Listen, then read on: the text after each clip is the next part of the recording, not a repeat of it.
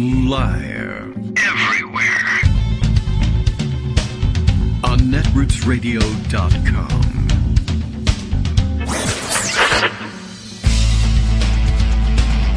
David Waldman. Kagro. In the morning. Now, here's David Waldman. Hey, good morning, everybody. How you doing? Guess what? It's Saturday, October 5th, and we're doing a show, and there's no real reason for it except for the fact that we have spent Thursday and Friday on the extraordinary drop of the special counsel's motion in opposition to, I guess, what is anticipated to be Trump's motion to either drop charges, dismiss the case, or somehow otherwise circumscribe the case with immunity rulings.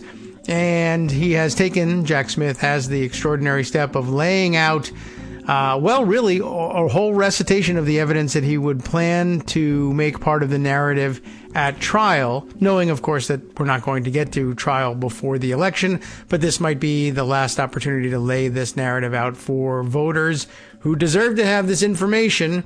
And, he's done us a real service here. Of course, he's already, by the way, being attacked by the legal eagles, not only the Trump people, but the fair-minded legal eagles who say, hey, this is a violation of the 60-day rule that the Justice Department usually exercises in terms of election interference.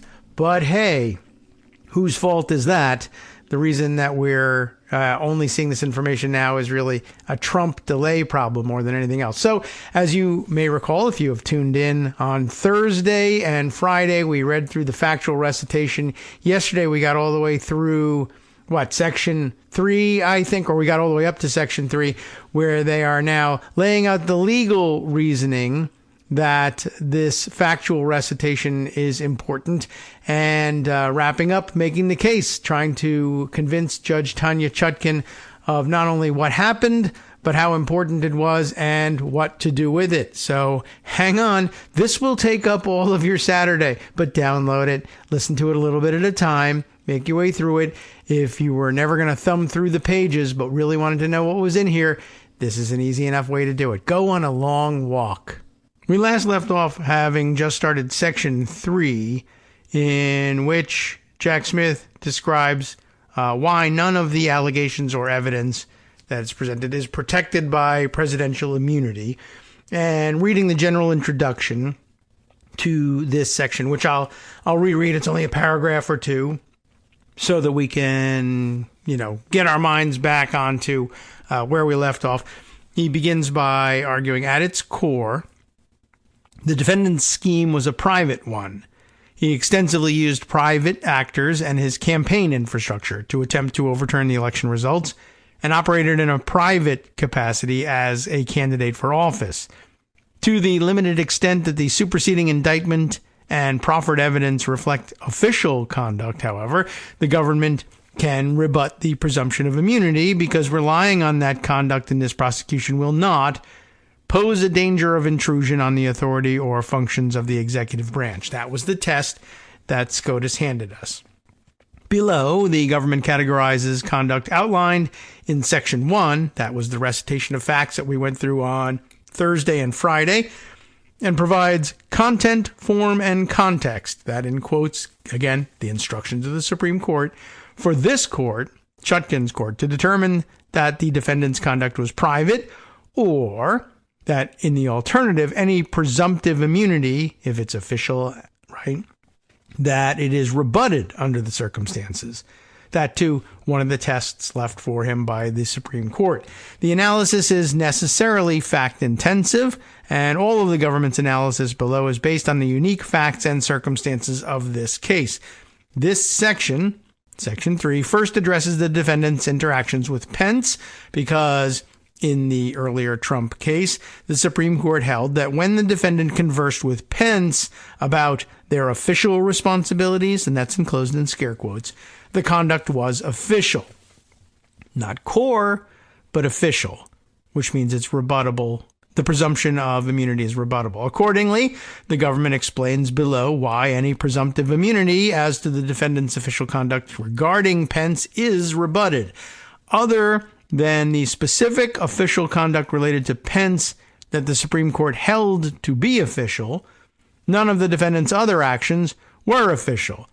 This section categorizes that conduct and provides the content, form, and context, again, the test, that establishes its unofficial nature. These categories are, you remember them from Friday, A, the defendant's interactions as a candidate with state officials, B, the defendant's efforts as a candidate to organize fraudulent electors, C, the defendant's public speeches, tweets, and other public statements as a candidate, D, the defendant's interactions as a candidate with White House staff, and E, other evidence of the defendant's knowledge and intent. Lastly, even if these categories of conduct and evidence were to be deemed official, the government can rebut the attendant presumption of immunity as described below. And here we go. Section A, the defendant's interactions with Pence. The only conduct alleged in the original indictment that the Supreme Court held was official and subject to at least a rebuttable presumption of immunity was the defendant's attempts to lie and pressure Vice President Pence to misuse his role as the President of the Senate at congressional certification. The Supreme Court stated that, quote, whenever the President and Vice President discuss their official responsibilities, they engage in official conduct, unquote, and further explained that because Pence's role at the certification was, quote, a constitutional and statutory duty of the Vice President, unquote, the defendant was, quote, at least presumptively immune from prosecution for such conduct, unquote. Accordingly, unlike all of the other threshold determinations that the court will have to make about whether the defendant's conduct alleged in the superseding indictment was official, with respect to the defendant's conversations with Pence about Pence's official role at the certification proceeding, the court can skip to the second step, whether the government can rebut the presumption of immunity that the Supreme Court held applies to such conversations.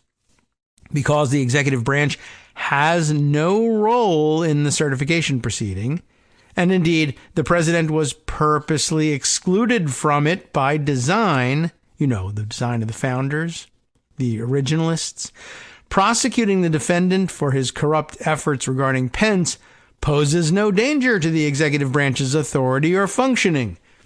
As described below, the government also intends to introduce at trial evidence regarding conversations between the defendant and Pence, in which they did not discuss Pence's official responsibilities as President of the Senate and instead acted in their private capacities as running mates. And the government intends to elicit at trial evidence about Pence's staffers' conversations with co-conspirator 2, that's Eastman. Those conversations were unofficial and therefore not immune. And are you ready for that discussion? 1. The defendant's interactions with Pence as the President of the Senate were official, but the rebuttable presumption of immunity is overcome. The superseding indictment and the government's trial evidence include the defendant's attempts to influence Pence's oversight of the certification proceeding in his capacity as President of the Senate. These conversations included one-on-one conversations between the defendant and Pence, as well as conversations in which the defendant included private actors such as Eastman, co-conspirator 2, in his attempts to convince Pence to participate in the conspiracies. The Supreme Court held that discussions between the defendant and Pence concerning Pence's role at the certification proceeding qualify as official conduct and therefore are subject to a rebuttable presumption of immunity because they involved the president and vice president discussing their official responsibilities. Those discussions qualify as official because presiding over the January 6th certification proceeding at which members of Congress count the electoral votes is a constitutional and statutory duty of the vice president. The discussions at issue did not pertain to Pence's role as President of the Senate writ large, however, but instead focused only on his discrete duties in presiding over the certification proceeding, a process in which the executive branch, by design, plays no direct role. A prosecution involving the defendant's efforts to influence Pence in the discharge of this particular duty, housed in the legislative branch, would not pose any dangers of intrusion on the authority and functions of the executive branch. The executive branch has no authority or function to choose the next president. To the contrary, the Constitution provides that the states will appoint electors to vote for the president and vice president, and all states have chosen to make such appointments based on the ballots cast by the people in their respective states. The Congress may determine the time of choosing the electors and the day on which they shall give their votes. That's the Constitution's Article 2, Section 1, Clause 4. But the executive branch has no role in that process, no direct role. The next step in the process established by the Constitution similarly provides no role for the executive branch. The House and Senate meet in joint session, with the President of the Senate present to, quote, open all the certificates, unquote, that's the end of the job description there, of the state-appointed electors in the presence of the House and the Senate for them to be counted. That's according to the 12th Amendment, still standing. The person having the greatest number of votes for president shall be the president, if such number be a majority of the whole number of electors appointed. You know about that, 270 electoral votes. Only if the state-appointed electors have failed to make a choice, i.e. no candidate has such a majority, does the choice fall to the House of Representatives, who, voting by state delegation, choose immediately by ballot, that's the quote, choose immediately by ballot, from the three presidential candidates receiving the most electoral votes. Again, from the 12th Amendment. There, too, the executive branch plays no role in the process. The exclusion of the executive branch reflects fundamental constitutional principles. The executive power is vested in a president, that both from the Constitution, only for the term of 4 years. That, of course, Article 2, Section 1, Clause 1, the very foundational meaning, the reason for establishing, and therefore the opening words of Section 2. And it transfers to his successor by operation of law at noon on the 20th day of January, thanks now to the 20th Amendment, permitting the incumbent president to choose his own successor, or worse still, to perpetuate himself in power, would contradict the entire constitutional system that the framers created. I mean, on its face, right? In free governments, Benjamin Franklin explained, the rulers are the servants and the people their superiors and sovereigns. That all a quote from the records of the Federal Convention of 1787. A government could not be considered a genuine republic, Madison argued, unless the persons administering it, including the president, be appointed either directly or indirectly by the people, and that they hold their appointments for a definite period. That from the Federalist, number 39, in fact. And the Federalists, they love that, right? Thus, while the framers recognized the necessity of an energetic executive, they justified and checked his power by ensuring that he always retained a due dependence on the people. That thanks to Federalist number 70, Alexander Hamilton. The framers further recognized that while regular elections would serve as the primary control on the government, experience has taught mankind the necessity of auxiliary precautions as well.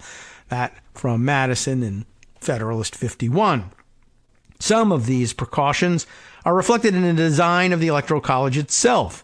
Wary of cabal, intrigue, and corruption, the framers specifically excluded from service as electors all those who, from situation, might be suspected of too great devotion to the president in office. Quoting from Federalist 68, Hamilton's writing, they were keenly aware, as Justice Story later explained, that an ambitious candidate could hold out the rewards of office or other sources of patronage in an effort to influence a majority of votes, and thus, by his own bold and unprincipled conduct, to secure a choice to the exclusion of the highest and purest and most enlightened men in the country. To guard against that possibility, Article 2 provides that no senator or representative or person holding an office of trust or profit under the United States, a federal officer, that is, shall be appointed as an elector. Article 2, Section 1, Clause 2. As a leading early American commentator observed, these limitations serve to prevent the person in office at the time of the election from having any improper influence on his re-election by his ordinary agency in the government. That from James Kent's Commentaries on American Law, published in the 8th edition, 1854, we're reading from here. Okay, we can leave the citations aside in most cases. The Constitution's structure further reflects the framers' considered choice to exclude the incumbent president from playing a role in choosing the next president. The Constitution reflects an abiding concern that governmental power is of an encroaching nature, and it ought to be effectually restrained from passing the limits assigned to it, not least to protect against the danger to liberty from the overgrown and all-grasping prerogative of an hereditary magistrate. Again, from the Federalist, this time number 48. Thanks to Madison for that one.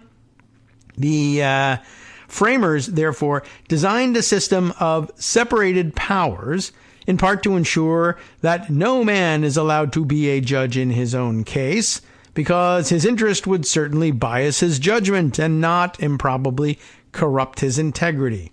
Federalist 10, Madison again. The defendant's charged conduct directly contravenes these foundational principles. Maybe we should do something. He sought to encroach on powers specifically assigned by the Constitution to other branches, to advance his own self-interest and perpetuate himself in power, contrary to the will of the people. As such, applying a criminal prohibition to the defendant's conduct would not pose any danger of intrusion on the authority and functions of the executive branch. Rather, it would advance the Constitution's structural design to prevent one branch from usurping or impairing the performance of the constitutional responsibilities of another branch. History confirms that presidents have never understood their wide-ranging duties to encompass any direct role in the function of collecting, counting, and certifying the results of a presidential election. As President Lincoln explained in 1864, by the Constitution and laws, the president is charged with no duty in the conduct of a presidential election in any state, and if any election shall be held and any votes shall be cast in the state of Tennessee for president and vice president of the United States, it will belong not to the military agents, nor yet to the executive department, but exclusively to another department of the government, to determine whether they are entitled to be counted in conformity with the Constitution and the laws of the United States. When Congress later sent to Lincoln for his signature a joint resolution declaring certain states not entitled to representation in the Electoral College, we're in the middle of the Civil War here, Lincoln signed the resolution in deference to the view of Congress implied in its passage and presentation to him, but disclaimed all right of the executive to interfere in any way in the matter of canvassing or counting electoral votes. The government is aware of no contrary evidence, including of any president other than a defendant seeking to influence his vice president in the discharge of his duties as president of the Senate and presiding over the joint session. The absence of any such historical tradition is reinforced by the fact that in 22 of the 59 certification proceedings, the vice president has not presided at all. I guess that was former practice. Did not know that was the case, but that, according to Joel K. Goldstein, the ministerial role of the President of the Senate in counting electoral votes, a post-January 6th perspective in the, what are we looking at, UNHL, University of New Hampshire Law Review, perhaps, in 2023, just in case you were wondering. When it comes to the certification proceedings specifically, not only has the president been deliberately excluded from the process, but the vice president's role as president of the Senate is highly circumscribed and ministerial in nature. the 12th Amendment gives the President of the Senate no substantive role in determining how to count the votes of the electors appointed by the states. Rather, it provides only that, quote, that he, quote, shall, in the presence of the Senate and the House of Representatives, open all the certificates, unquote. And then shifts to the passive voice, saying, quote, and the votes shall then be counted. Nothing in the Constitution remotely suggests that the single individual serving as President of the Senate would have the momentous responsibility to decide which votes to count and how they should be counted. Indeed, as Pence himself explained on January 6, 2021, giving the President of the Senate such a role, quote, would be entirely antithetical to the Constitution's design, and removing any possible doubt, quote, Congress has legislated extensively to define the Vice President's role in the counting of the electoral votes, and it has never provided any substantive role for the Vice President, instead assigning the resolution of disputes to the two houses of Congress. Moreover, Congress has now made explicit, echoing and reaffirming constitutional tradition and practice, that, with the limited exception of no relevance to this case, the role of the President of the Senate, while presiding over the joint session, shall be limited to performing solely ministerial duties. That's the Electoral Count Act. He shall have no power to solely determine, accept, reject, or otherwise adjudicate or resolve disputes over the proper certificates of ascertainment of appointment of electors, the validity of electors, or the votes of electors. Because the Vice President's role is and has always been ministerial rather than substantive or discretionary, it is difficult to imagine an occasion in which a president would have any valid reason to try to influence it. As such, criminalizing a president's effort to affect the Vice President's role as the President of the Senate, overseeing the certification of Electoral College results, would not jeopardize an executive branch or authority. Critically, applying a criminal prohibition to the discrete and distinctive category of official interactions between the President and Vice President, alleged in this case, would have no effect, chilling or otherwise, on the President's other interactions with the Vice President that actually do implicate executive branch interests. I had to add the actually do there. I thought it belonged there, but okay. The President would still be free to direct the Vice President in the discharge of his executive branch functions, such as presiding over cabinet meetings, or engaging in diplomacy and negotiation, or performing any other presidential duties that the President chooses to delegate. The President would still likewise be free to advise the Vice President on how to advance the President's agenda in Congress, by, say, casting tie-breaking votes on legislation or nominations. None of these legitimate executive branch functions would be chilled or affected at all. Lastly, the fact that the defendant regularly included other private actors, such as his private attorney and Eastman, his co-conspirator number 2, in some conversations to attempt to pressure Pence, strengthens the conclusion that prosecuting the defendant for his actions using Eastman to help recruit Pence into the conspiracies does not infringe on any executive branch authority or function. As set forth in Section 1, private co-conspirators worked to schedule the January 4th meeting at which Eastman attempted to pressure Pence.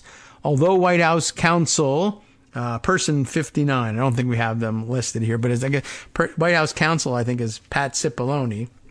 So is Patsy Baloney person 59? Could be somebody who works in the White House counsel's office. That's not him. We'll see. But although White House counsel was invited to the meeting, when he arrived to attend, the defendant explicitly excluded him from it. What does that mean? Well, it means that the only attorney attending the meeting for the defendant was Eastman, his privately retained counsel. I mean, he basically declares that not an official meeting by doing that, right? In person 59's telling, when person 59 arrived at the Oval Office for the meeting, the defendant, quote, said words, ellipsis, indicating he didn't want me at the meeting. And it is footnoted here as footnote 500, but again, the name is redacted here. So I do think it's Patsy Baloney on that one, but we'll perhaps look back and check on it. It's hard to imagine, they continue, stronger evidence that conduct is private than when the president excludes his White House counsel and only wishes to have his private counsel present. But you get the idea. Next, the phone call on January 5th that the defendant and Eastman made to Pence, and also to Greg Jacob and Mark Short, just reading the codes here, was the result of the private co-conspirators' failure to convince Jacob and Short to do as Eastman urged in the meeting on the morning of January 5th that Jacob and Short took at the president's request. Defendant's request. President. Yeah. The defendant's decision to include private actors in the conversation with Pence about his role at the certification makes even more clear that there is no danger to the executive branch's functions and authority, because Eastman's conversations had no bearing on any executive branch prerogative. Instead, all of this conduct objectively benefited the defendant in his private capacity as a candidate. The court should therefore find the presumption of immunity to be rebutted. And because the presumption is rebutted, any participant in the meeting or phone call, including Pence, Jacob, and Short, can testify about it at trial. Number 2, the defendant's interactions with Pence as a running mate were unofficial. Not official and rebuttable, unofficial. At trial, as indicated above, the government intends to introduce evidence of private phone calls or in-person meetings, which occasionally included campaign staff, that the defendant had with Pence in their unofficial capacities as running mates in the post-election period. These conversations were not described in the original indictment, nor analyzed by the Supreme Court in its opinion, nor are they described in the superseding indictment. In these conversations, the defendant and Pence discussed their electoral prospects, election-related litigation, and the possibility of the defendant running again in 2024 if his legal challenges failed. For example, Pence tried to encourage, that's in quotes, tried to encourage the defendant, quote, as a friend, when news networks projected Biden as the winner of the election. On other occasions, softly suggested the defendant, quote, recognize the process is over, even if he was unwilling to concede, and encouraged the defendant to consider running for election again in 2024. Although the defendant and Pence naturally may have touched upon arguably official responsibilities that were tangential to their election prospects, for instance, whether the federal government should begin its logistical transition to prepare for a different administration, the overall context and content of the conversations demonstrate that there were primarily frank exchanges between two candidates on a shared ticket, and the government does not intend to elicit testimony about any peripheral discussion of arguably official responsibilities. I'm going to skip over some citations here and see where they are. Okay. Together, these discussions show the defendant and Pence considering advice from their shared campaign advisors, weighing electoral strategies and grappling with their loss. Both men had something to gain by winning re-election, making more notable the persistence of Pence's suggestions on how to accept the results of the election without losing face. Even if the court determines that these conversations were official, however, the government can rebut the presumption of immunity because the use of this evidence poses no risk to executive branch prerogatives. The content of the conversations at issue, the defendant and Pence's joint electoral fate, and how to accept the election results have no bearing on any function of the executive branch. Now, there's a third point. Person 58 here, who's Greg Jacob, and Greg Jacob's one-on-one interactions with Eastman were unofficial. Eastman, of course, co-conspirator number 2. Pence staffer Greg Jacob also participated in a January 5th meeting with Eastman and Mark Short, and on January 6th engaged in a lengthy email exchange with Eastman. These interactions were outside of the defendant's presence, and the latter was a series of emails. The conversations were not official within the meaning of the earlier Trump case as adjudicated by the Supreme Court, since the defendant was not involved and did not otherwise direct Greg Jacobs' actions, and because of the other information above describing Eastman's inherently private role. And now, jumping one level up in the outline, we're at Section B. The defendant's interactions in his capacity as a candidate with officials in the targeted states. Ready for this one? First, the interactions at issue were unofficial. At trial, the government will introduce evidence that the defendant, in his capacity as a candidate, contacted state elected officials to use false claims of election fraud to induce their assistance with the charged conspiracies at the point in the electoral process in which the states ascertain electors. They decide, in other words, which slate of proposed electors from the two campaigns gets to cast those votes. The communications included calls to person 16, not yet here identified. But it is the governor of Arizona. So we were on that before. Doug Ducey, right? Put him in there.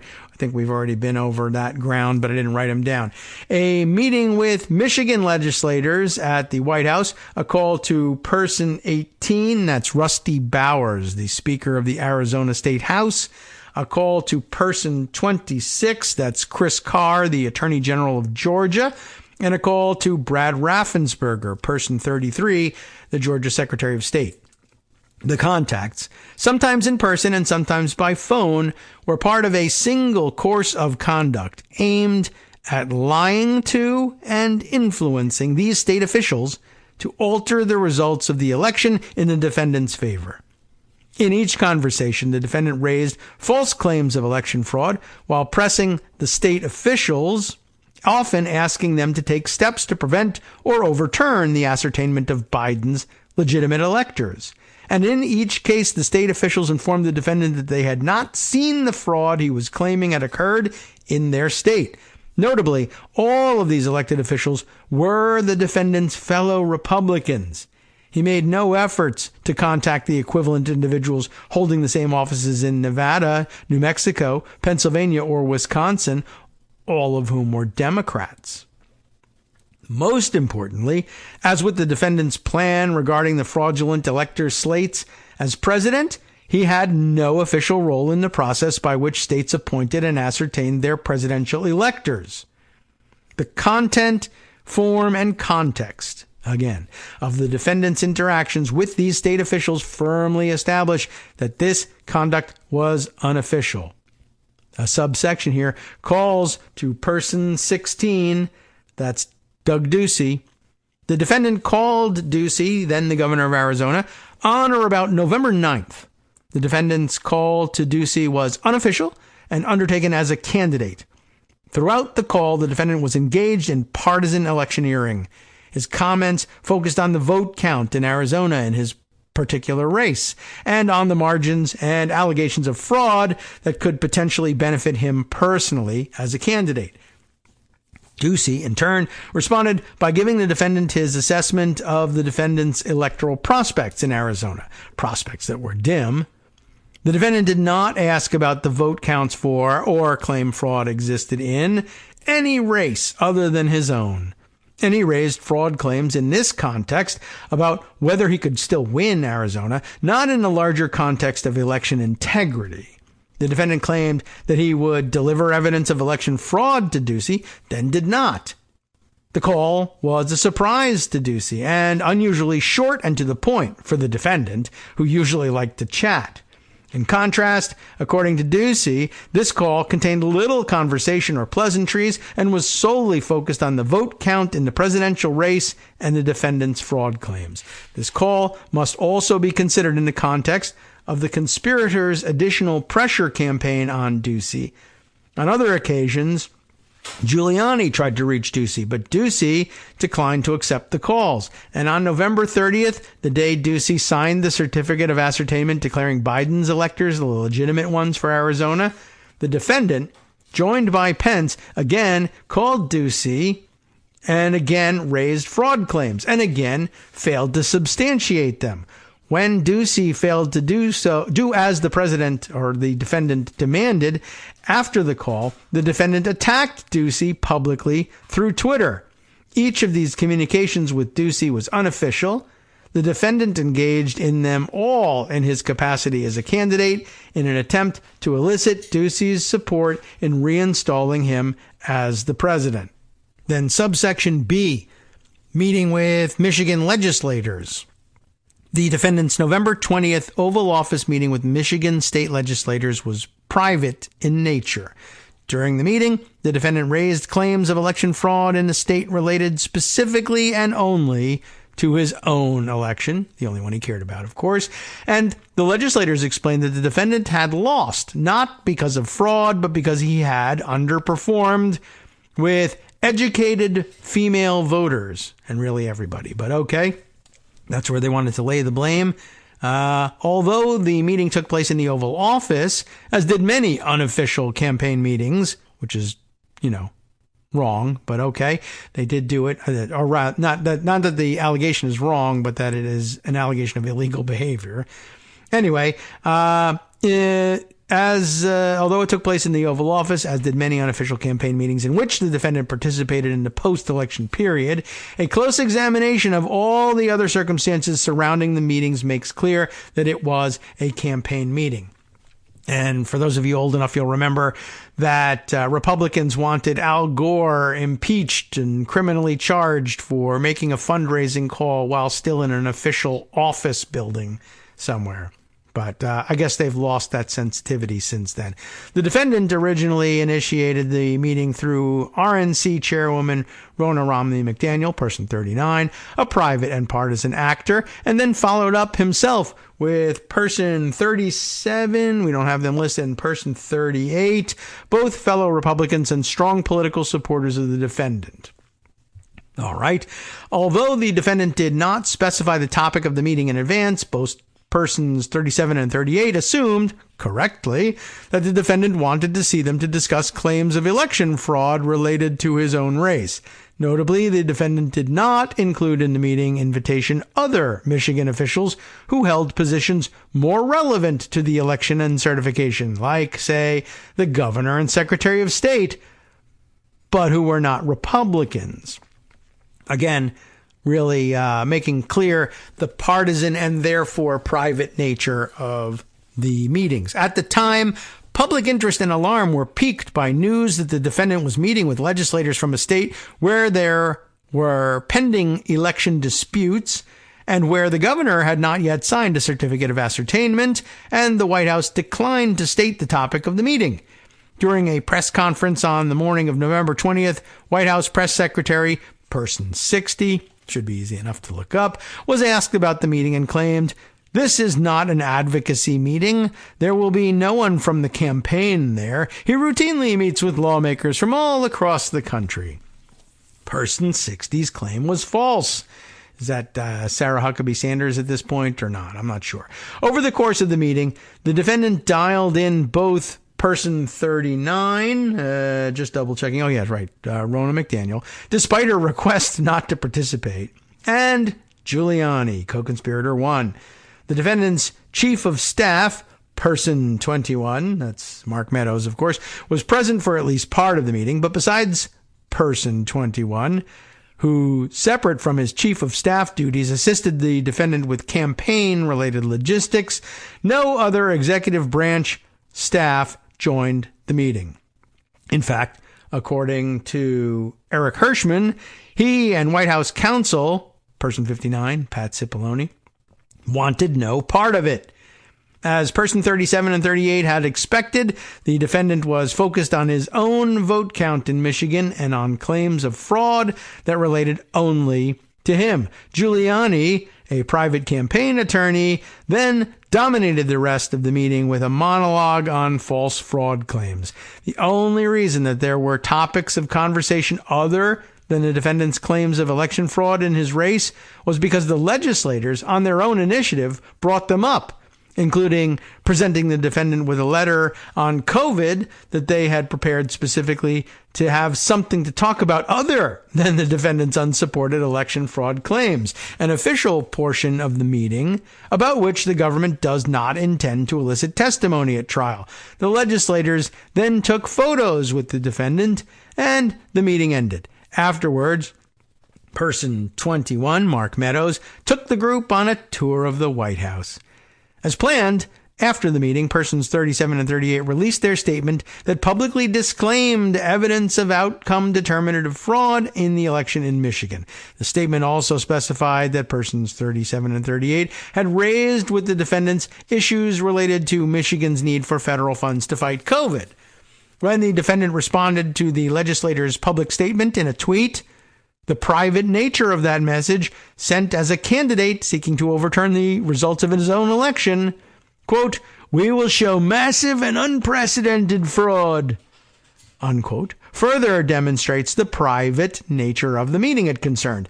In addition, it was one of 6 retweets and replies the defendant sent over an approximately 13-minute period, all of which were focused on allegations of election fraud in his own race. Notably, the defendant did not conduct similar meetings in this period with legislators in states where he had won or even where he had lost by large margins, nor did he seek a meeting with the Michigan officials, the governor and secretary of state, who could have provided him with information about the integrity of the election. As further context, and I'll just pause here for a second to say again, the people he chose to meet with were not the ones who could have done something about the integrity of the election or reported on the nature of it, but rather the people he thought could, even if they didn't have such information, if he could just prevail upon them as partisan Republicans to say they had that problem and to force the rest of the Republicans in the legislature to vote as if they believed there were such problems, maybe they could have overridden the officials whose job it actually is to oversee election integrity. But 1, they wouldn't do it, and 2, he had no interest in talking to the officials who had some plausible reason for looking into the integrity of the results because they were Democrats and they would never help him. If it was an official proceeding that the president was really, as he has claimed in his defense, looking out to that very broad charge of the presidential oath of office, looking to see that the laws were being faithfully executed, he would have spoken to the officials who were responsible for executing that law, but he didn't because they were Democrats and he needed partisan, privately acting Republicans, not Democrats. There's your evidence that he knew what he was doing. As further context establishing the private nature of this meeting, it was the opening volley of a larger pressure campaign on the same Michigan legislators by the defendant and his co-conspirators and his campaign. For example, days after the meeting, Giuliani sent text messages intended to urge persons 37 and 38 to help overturn the results in Michigan. In the same time period, the campaign publicized contact information for persons 37 and 38, although the number published for person 38 was wrong, the third time that Giuliani has gotten the phone numbers wrong in all of this, and encouraged the defendant's supporters to flood their phone lines with complaints. Section C, calls with person 18, that's Rusty Bowers in Arizona. The defendant's calls to Rusty Bowers on November 22nd, 2020 also was unofficial. Along with his private attorney, the defendant made the call in his capacity as a candidate and pressured Rusty Bowers, person 18, on electoral matters over which neither the defendant nor even Bowers himself had an official role. The context of the call makes its unofficial nature clear. The defendant placed the call to Bowers along with Giuliani, his lead campaign attorney, and no White House officials participated in the call. In fact, Giuliani did most of the talking. The defendant and Giuliani were singularly focused on fraud claims that affected only the defendant and did not raise any other races in Arizona. And the content of the call confirmed that it was unofficial. The defendant and his private attorney asked Bowers, the defendant's political ally, to take steps to replace Arizona's legitimate electors with illegitimate ones for the defendant, a step that necessarily only affected the defendant's race out of all the races on the same ballot. The call must also be viewed in the larger context of the pressure campaign the defendant and his co-conspirators put on Bowers and other Arizona officials. Immediately after speaking to Bowers, the defendant and Giuliani spoke to Arizona State Senate President, that's person 61. You can look it up. I don't remember the name, but if you do, we'll fill in the blanks. A week later, during the hotel hearing, the so-called hotel hearing, Giuliani and person 12, that's Jenna Ellis, failed, again, to bring the promised evidence and instead submitted, "We don't have the evidence, but we have lots of theories." Oh boy, that's where the concept of an idea came from, concept of a plan. When person 18, yes, right, back to Bowers, publicly announced that he would not take extra legal action on the defendant's behalf, person 19, that's Christina Bobb, apparently, according to someone else's retelling. Christina Bobb and the defendant attacked Bowers on Twitter. Then, days before January 6th, Eastman made another attempt to convince Bowers to act in contravention of the law and his principles. And just as was done with the Michigan legislators, the defendant's campaign and Steve Bannon publicized contact information for Bowers and person 61, the Senate leader, in an attempt to pressure them to undertake the same actions the defendant and co-conspirators had asked them privately to perform. Bowers, like others who publicly opposed the defendant's efforts, was harassed and threatened. Part D, a call to person 26, here Chris Carr, the Georgia Attorney General. Well, this was also private. He undertook it to speak with Carr about Texas versus Pennsylvania, a lawsuit filed by the Texas Attorney General against Pennsylvania, Georgia, Michigan, and Wisconsin, seeking to prevent those states from certifying their election results in favor of Biden based on a claim that the manner in which those states had administered their elections had violated the Constitution. The defendant's interest in Texas versus Pennsylvania was personal and private. The lawsuit dealt only with the election for the offices of president and vice president, not the myriad other races on the same ballots, which would necessarily be the case if the whole thing was being held unconstitutionally. Indeed, the day after his call with Carr, the defendant in his personal capacity and with the assistance of co-conspirator 2, Eastman, as his private attorney, intervened in the suit and in so doing affirmatively communicated to the Supreme Court and the public that he was acting and speaking in that manner in his personal capacity as a candidate for re-election. The defendant initiated the call with Carr after a political intermediary laid the groundwork for it and immediately raised the lawsuit, which was the principal topic of the conversation on the call. Based on Carr's estimate and the presidential daily diary, the call lasted about 10 minutes, and the defendant placed it at night and from his private residence in the White House. In fact, shortly before speaking with Carr, the defendant had spoken with person 62, that is the Texas Attorney General who had filed the lawsuit. That's Ken Paxton. And immediately after speaking with Carr, the defendant called person 63, the then Missouri Attorney General. That would at that time have been Eric Schmidt, who authored an amicus brief supporting the lawsuit that 16 other state attorneys general joined. The speed of the filing of the defendant's intervention brief the following day echoed what he told person 26, Chris Carr. He was, quote, running out of time, presumably because landmark dates in the electoral process like December 14th and January 6th were fast approaching.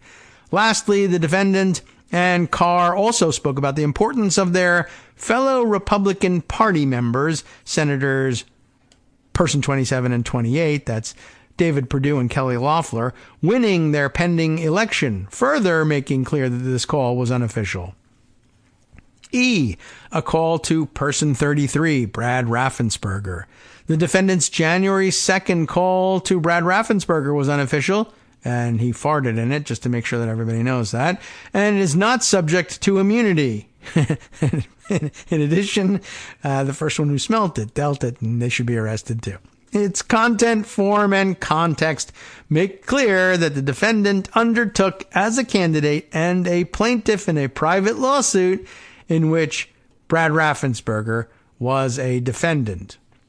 Now, I feel compelled to go and look and see, once again, if I put back in the soundboard here. There it is. Okay. All right. I have dug it up. Here is the evidence that the call was unofficial. We found a way another state's later. Excuse me. Excuse me. All right. Well, he's sounding a little bit more like Rudy Giuliani there. All right. To continue with Section E here, Person 21, Mark Meadows, has said that the purpose of the call was to discuss the lawsuit, and he acted accordingly during it. At the outset of the call, Meadows, Person 21, made introductions of all the participants on the defendant's behalf. And here they are. Person 32, which I believe still unassigned here. Person 36, which we think is Cleta Mitchell. And Person 31, still unassigned, but we can look at the transcript for all of that, all of whom were affiliated with the campaign's litigation efforts, which the defendant brought in his capacity as a candidate for President of the United States. Unofficial, right? Throughout the call, the defendant and his advisors approached the conversation through his role as a candidate and with a focus on his private lawsuit. For instance, in an apparent reference to individuals retained for his private lawsuit, the defendant claimed, "We're going to have an accurate number over the next 2 days with certified accountants." What do they have to do with anything? I don't know. But an accurate number will be given, but it's in the 50s of thousands. And that's people that went to vote and they were told they can't vote because they've already been voted for.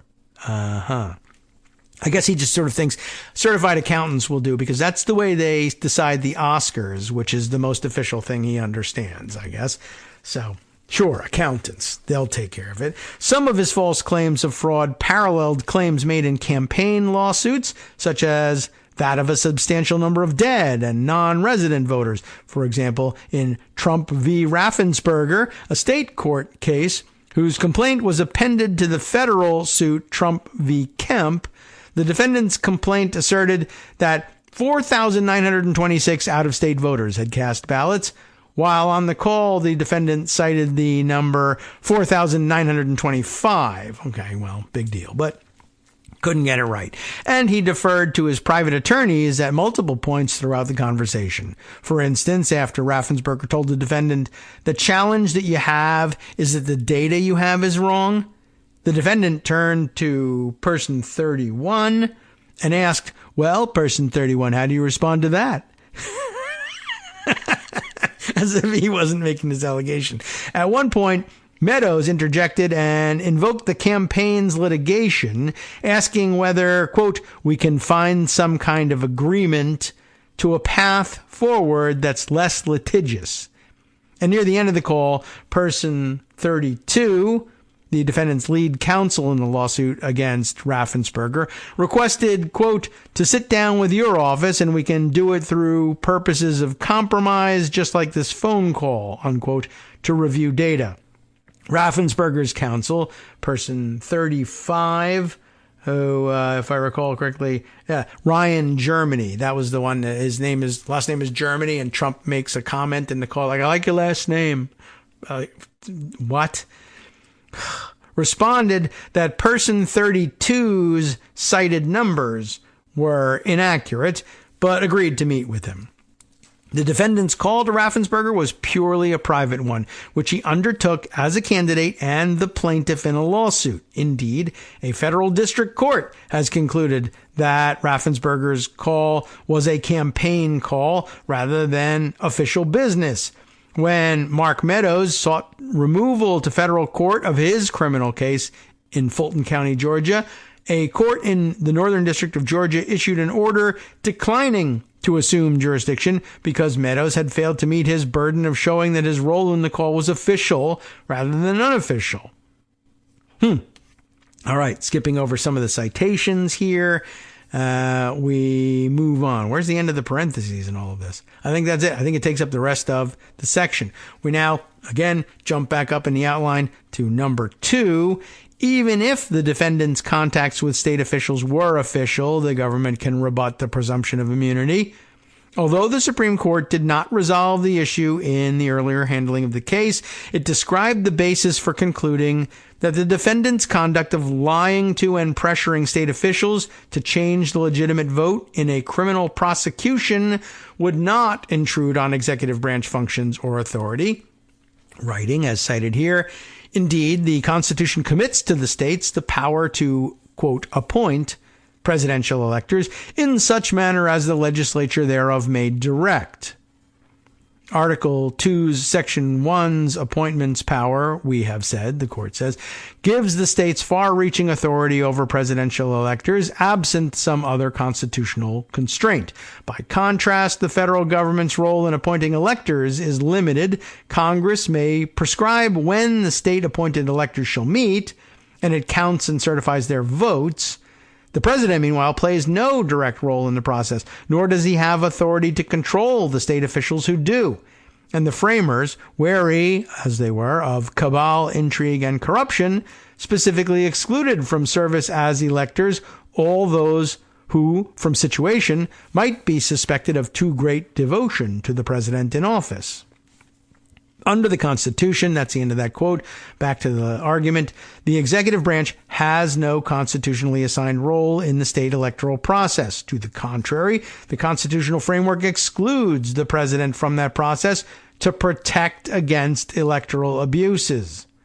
Accordingly, applying federal criminal law to the defendant's use of fraud to interfere with the electoral process carried out by the states does not intrude on executive branch authority or functions.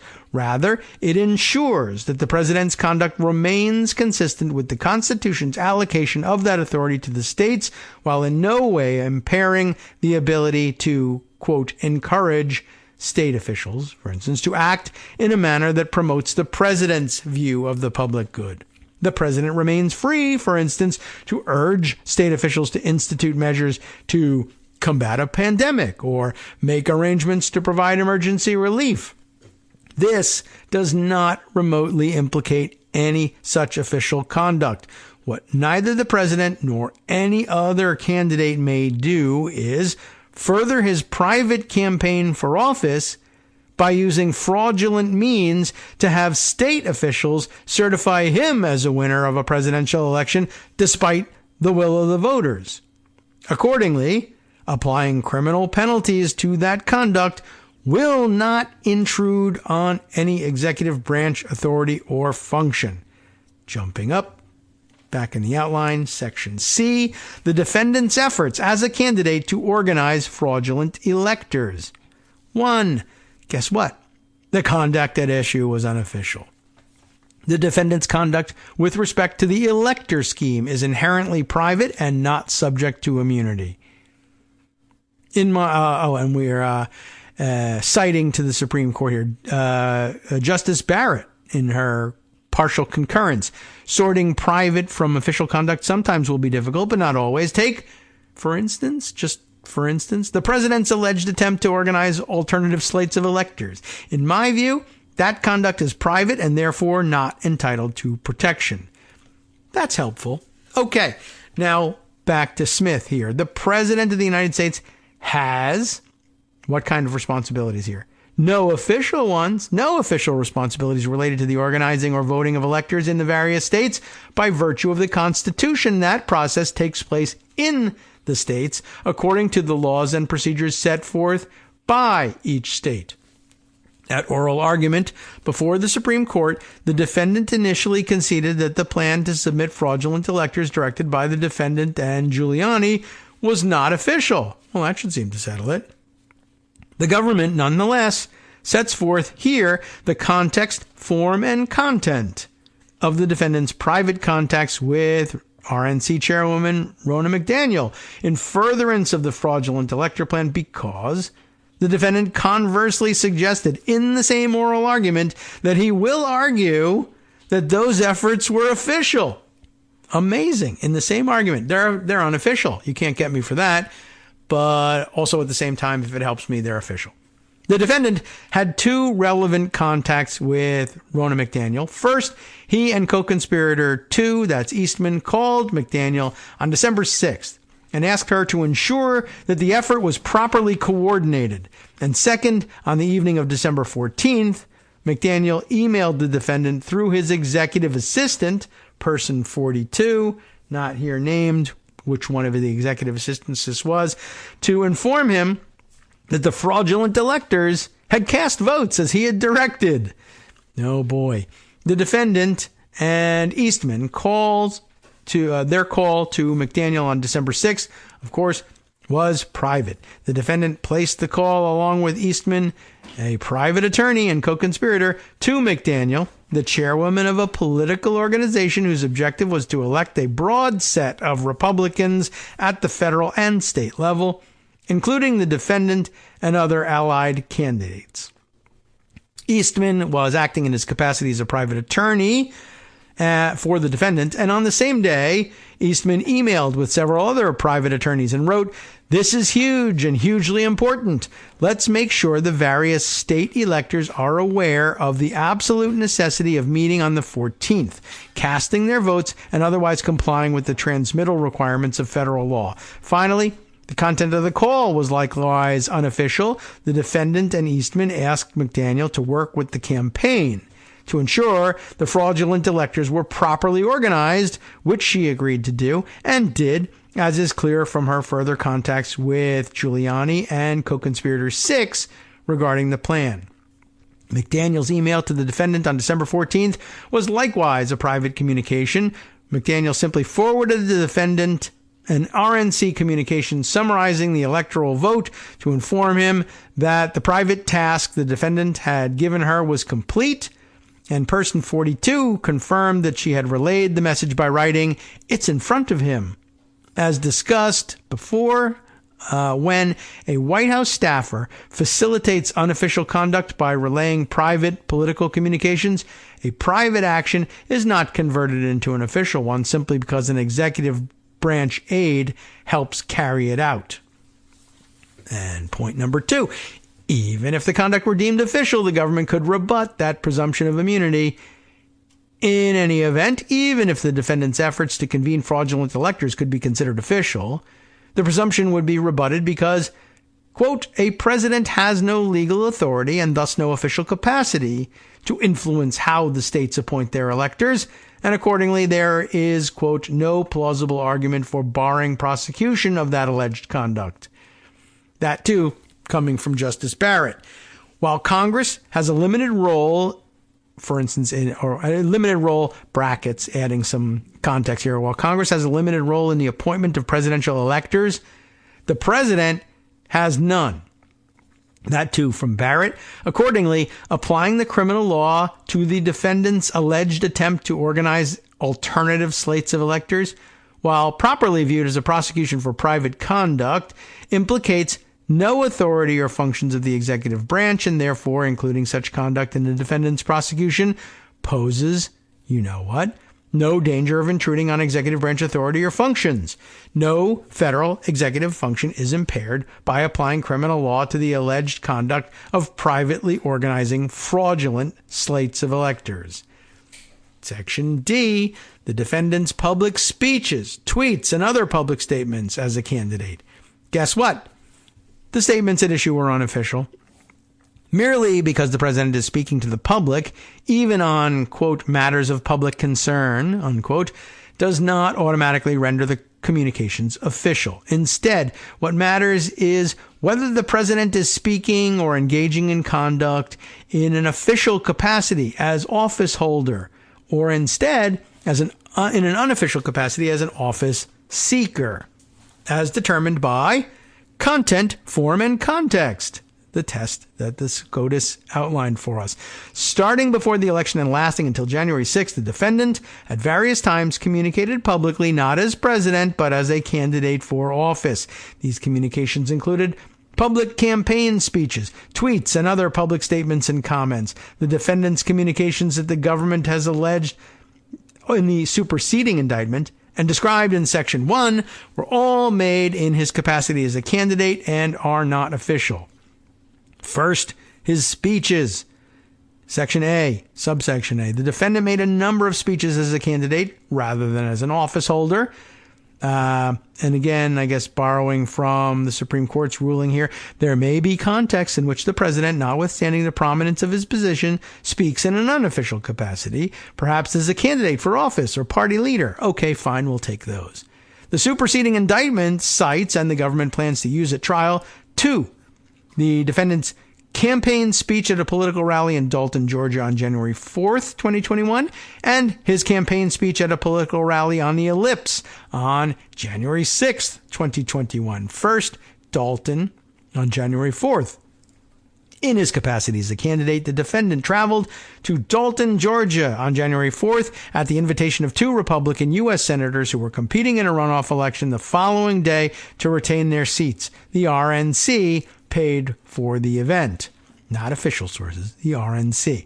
The White House's records, including the trip binder that the White House staff prepared for the event and that includes a schedule and manifests, further confirm the private nature of the Dalton speech. The defendant was the only executive branch participant in the event. Other attendees were federal and state elected officials, the chairman of the Georgia Republican Party, and the founder of Bikers for Trump. He's probably not in the executive branch, right? The trip binder included a Hatch Act disclaimer stating that, quote, employees of the federal government may not use their official title or position when participating in a political event, unquote.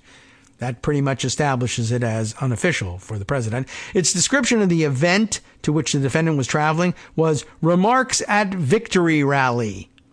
Similarly, the presidential daily diary from that day describes that the president made remarks at the Georgia Senate victory rally. This nomenclature, use of the phrase victory rally, is significant. Victory necessitates one political candidate or party defeating another, and rallies are the kind of events that candidates hold to excite their supporters and garner votes. But yeah, I love the inclusion of the Hatch Act thing, like as a shield, which is to, the president embodies both president and non-president, and you kind of have to differentiate it by including dumb things like disclaimers like that in those binders. But that's their effort to say that this is an unofficial act and therefore permissible to engage in partisan political activity for a person like the president. They declare it unofficial to get themselves out of a Hatch Act violation, and then when they're held to account for it being unofficial and therefore not subject to the presumption of immunity, they say, oh, no, it's actually official. Well, that ain't going to work out. Or it shouldn't. The Supreme Court could just say, we don't even understand why this is the case. But it is. See you later. Moreover, back to the brief, the defendant's campaign sent numerous fundraising emails before, during, and after the speech confirming the event's private nature. In a January 4th email around 3 p.m., the campaign sent a fundraising email with the subject line, Epic Rally in 6 hours, that began, President Trump is heading to Georgia for a rally with Senators Loeffler and Perdue. This rally is going to be epic and will show the nation that real Americans like you are fired up and ready to fight to keep our Republican Senate majority. It did not work, by the way. The Senate runoff election is tomorrow, and it's going to take the support of patriots from all around the nation if we're going to win big and save America from the radical left. Later, that sounds official, right? Later, 9:21 p.m., the campaign sent a fundraising email in the name of the defendant's son that began, "My father is on stage right now in Georgia, rallying with Senators Loeffler and Perdue to defend our Senate Republican majority." He lost that Republican majority, by the way. "Are you watching?" The email reminded voters that the Senate runoff election is tomorrow, and you are the only one who can stop the left from taking over. They did take over, by the way.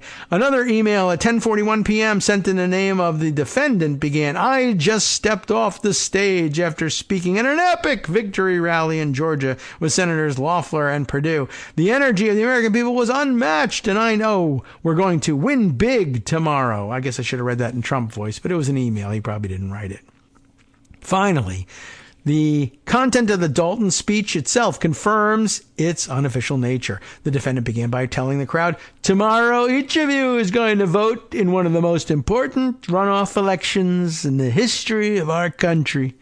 You're going to get everyone you know. You're going to show up to the polls in record numbers.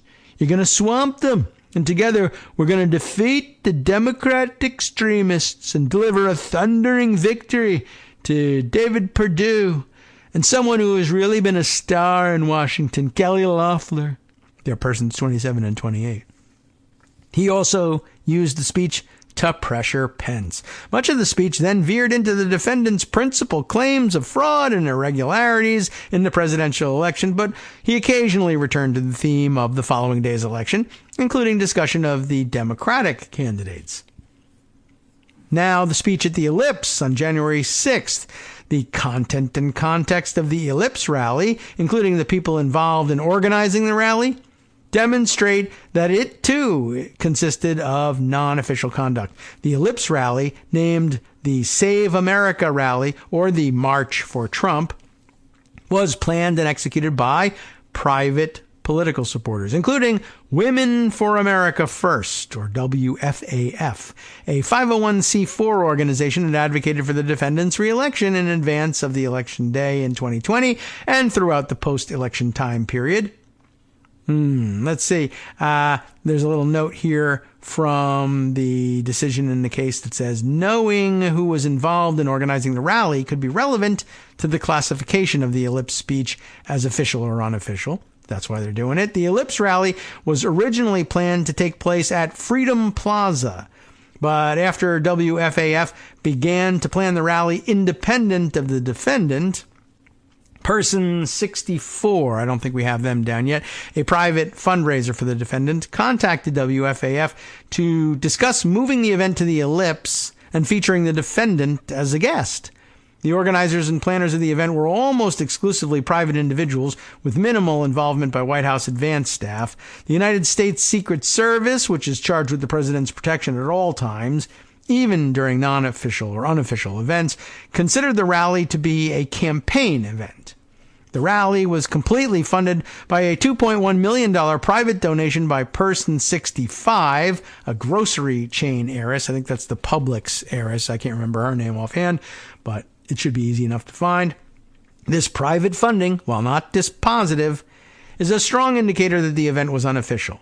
Person 66, the rally organizer who had the most direct contact with the defendant, was an employee of the defendant's campaign until December 31st, 2020, and after that, a private citizen. And in public statements since leaving office, the defendant has repeatedly said that he, quote, "had nothing to do with the rally other than they asked me to make a speech. I showed up for a speech." Oh, boy.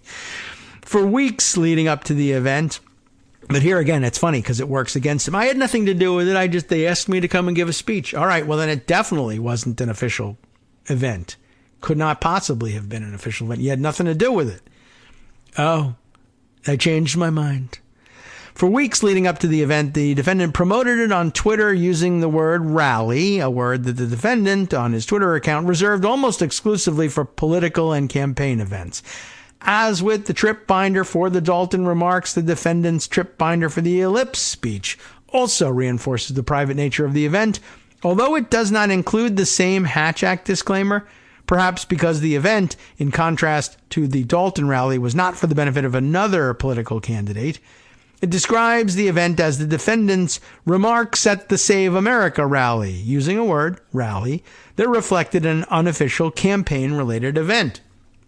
The defendant's White House employees understood this rally and the defendant's speech at it to be a private, unofficial exercise and acted accordingly, consistent with the Hatch Act's requirements that officials within the executive branch, other than the president or vice president, must refrain from using their official authority for partisan political purposes.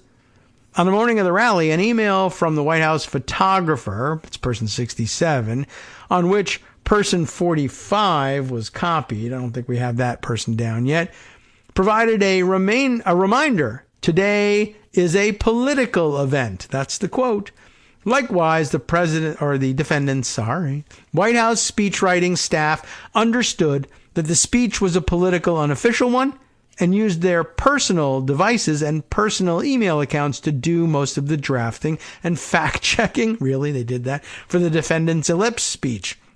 Though some last revisions to the speech on the morning of January 6th occurred over White House email, which is actually just a Hatch Act violation, not a conversion of the event into an official one. And officials in the White House counsel's office who customarily reviewed the defendant's official remarks pointedly did not review the ellipse speech because it was an unofficial campaign speech.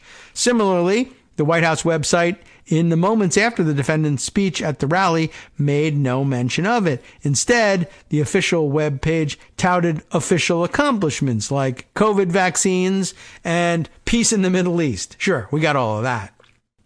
Well, we did get the vaccines, but okay. By contrast, the speech was advertised heavily by the defendant's campaign Twitter account, which also repeatedly posted clips of the event in progress and afterward. The day of logistics of the Save America rally further indicate its private nature. No other executive branch officials spoke. Indeed, other speakers included WFAF officials, the defendant's political allies, 2 U.S. representatives, and the defendant's co-conspirators and private attorneys, Giuliani and Eastman. Moreover, the defendant's appearance was consistent with a campaign rally, not an official event. The crowd at the rally consisted of the defendant's political supporters, who held signs and wore clothing bearing the defendant's campaign slogans. And the manner in which the defendant took the stage at the rally was also consistent with his campaign rallies. Instead of entering as a military band played Hail to the Chief, as he might during an official presidential event, the defendant entered and exited the ellipse speech to the songs he had used throughout his campaign: Lee Greenwood's God Bless the USA and the Village People's YMCA, which is just totally inexplicable. What in the world would you ever be using that for?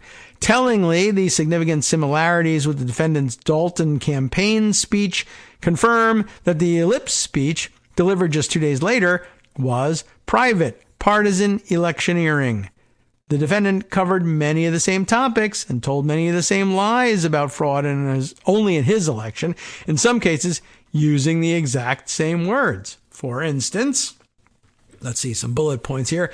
The defendant, as a candidate, falsely claimed that he had won the election, which he did in Dalton.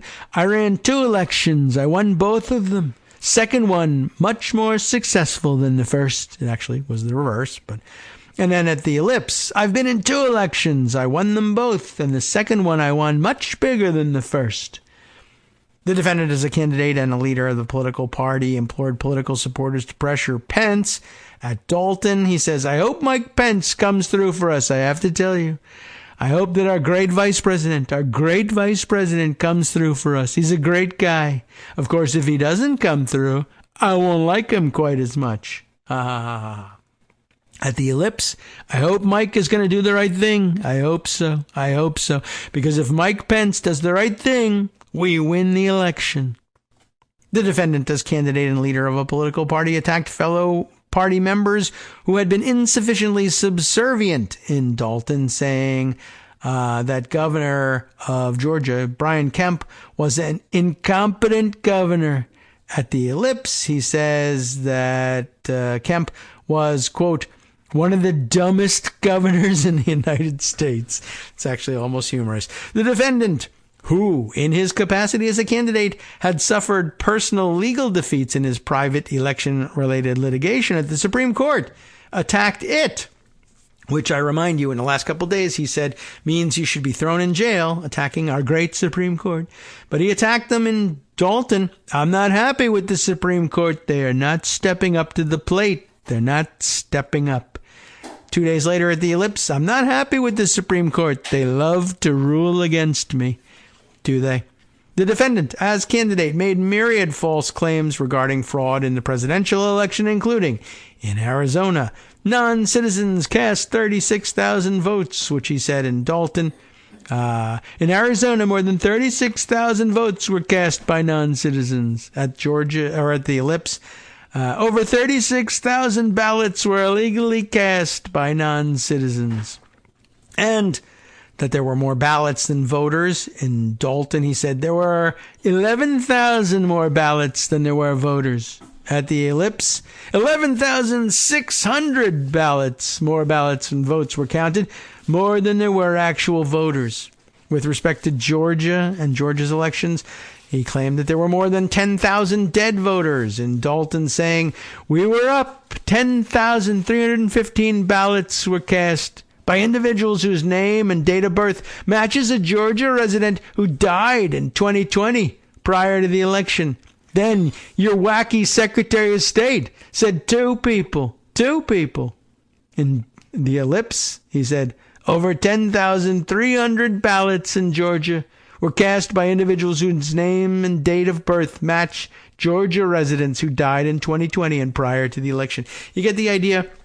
Essentially matching language, although sometimes that doesn't match, and maybe that's kind of funny in certain ways. He also claimed that more than 2,500 ineligible felons voted, saying in Dalton, 2,506 ballots were cast by individuals whose name and date of birth matches an incarcerated felon in a Georgia prison. Maybe they aren't all there, but they did a lot of work. I paid a lot of money to a lot of people. I can tell you that. What? At the Ellipse, more than 2,500 ballots were cast by individuals whose name and dates of birth match incarcerated felons in Georgia prisons, people who are not allowed to vote. Thousands of unregistered people voted, he claimed.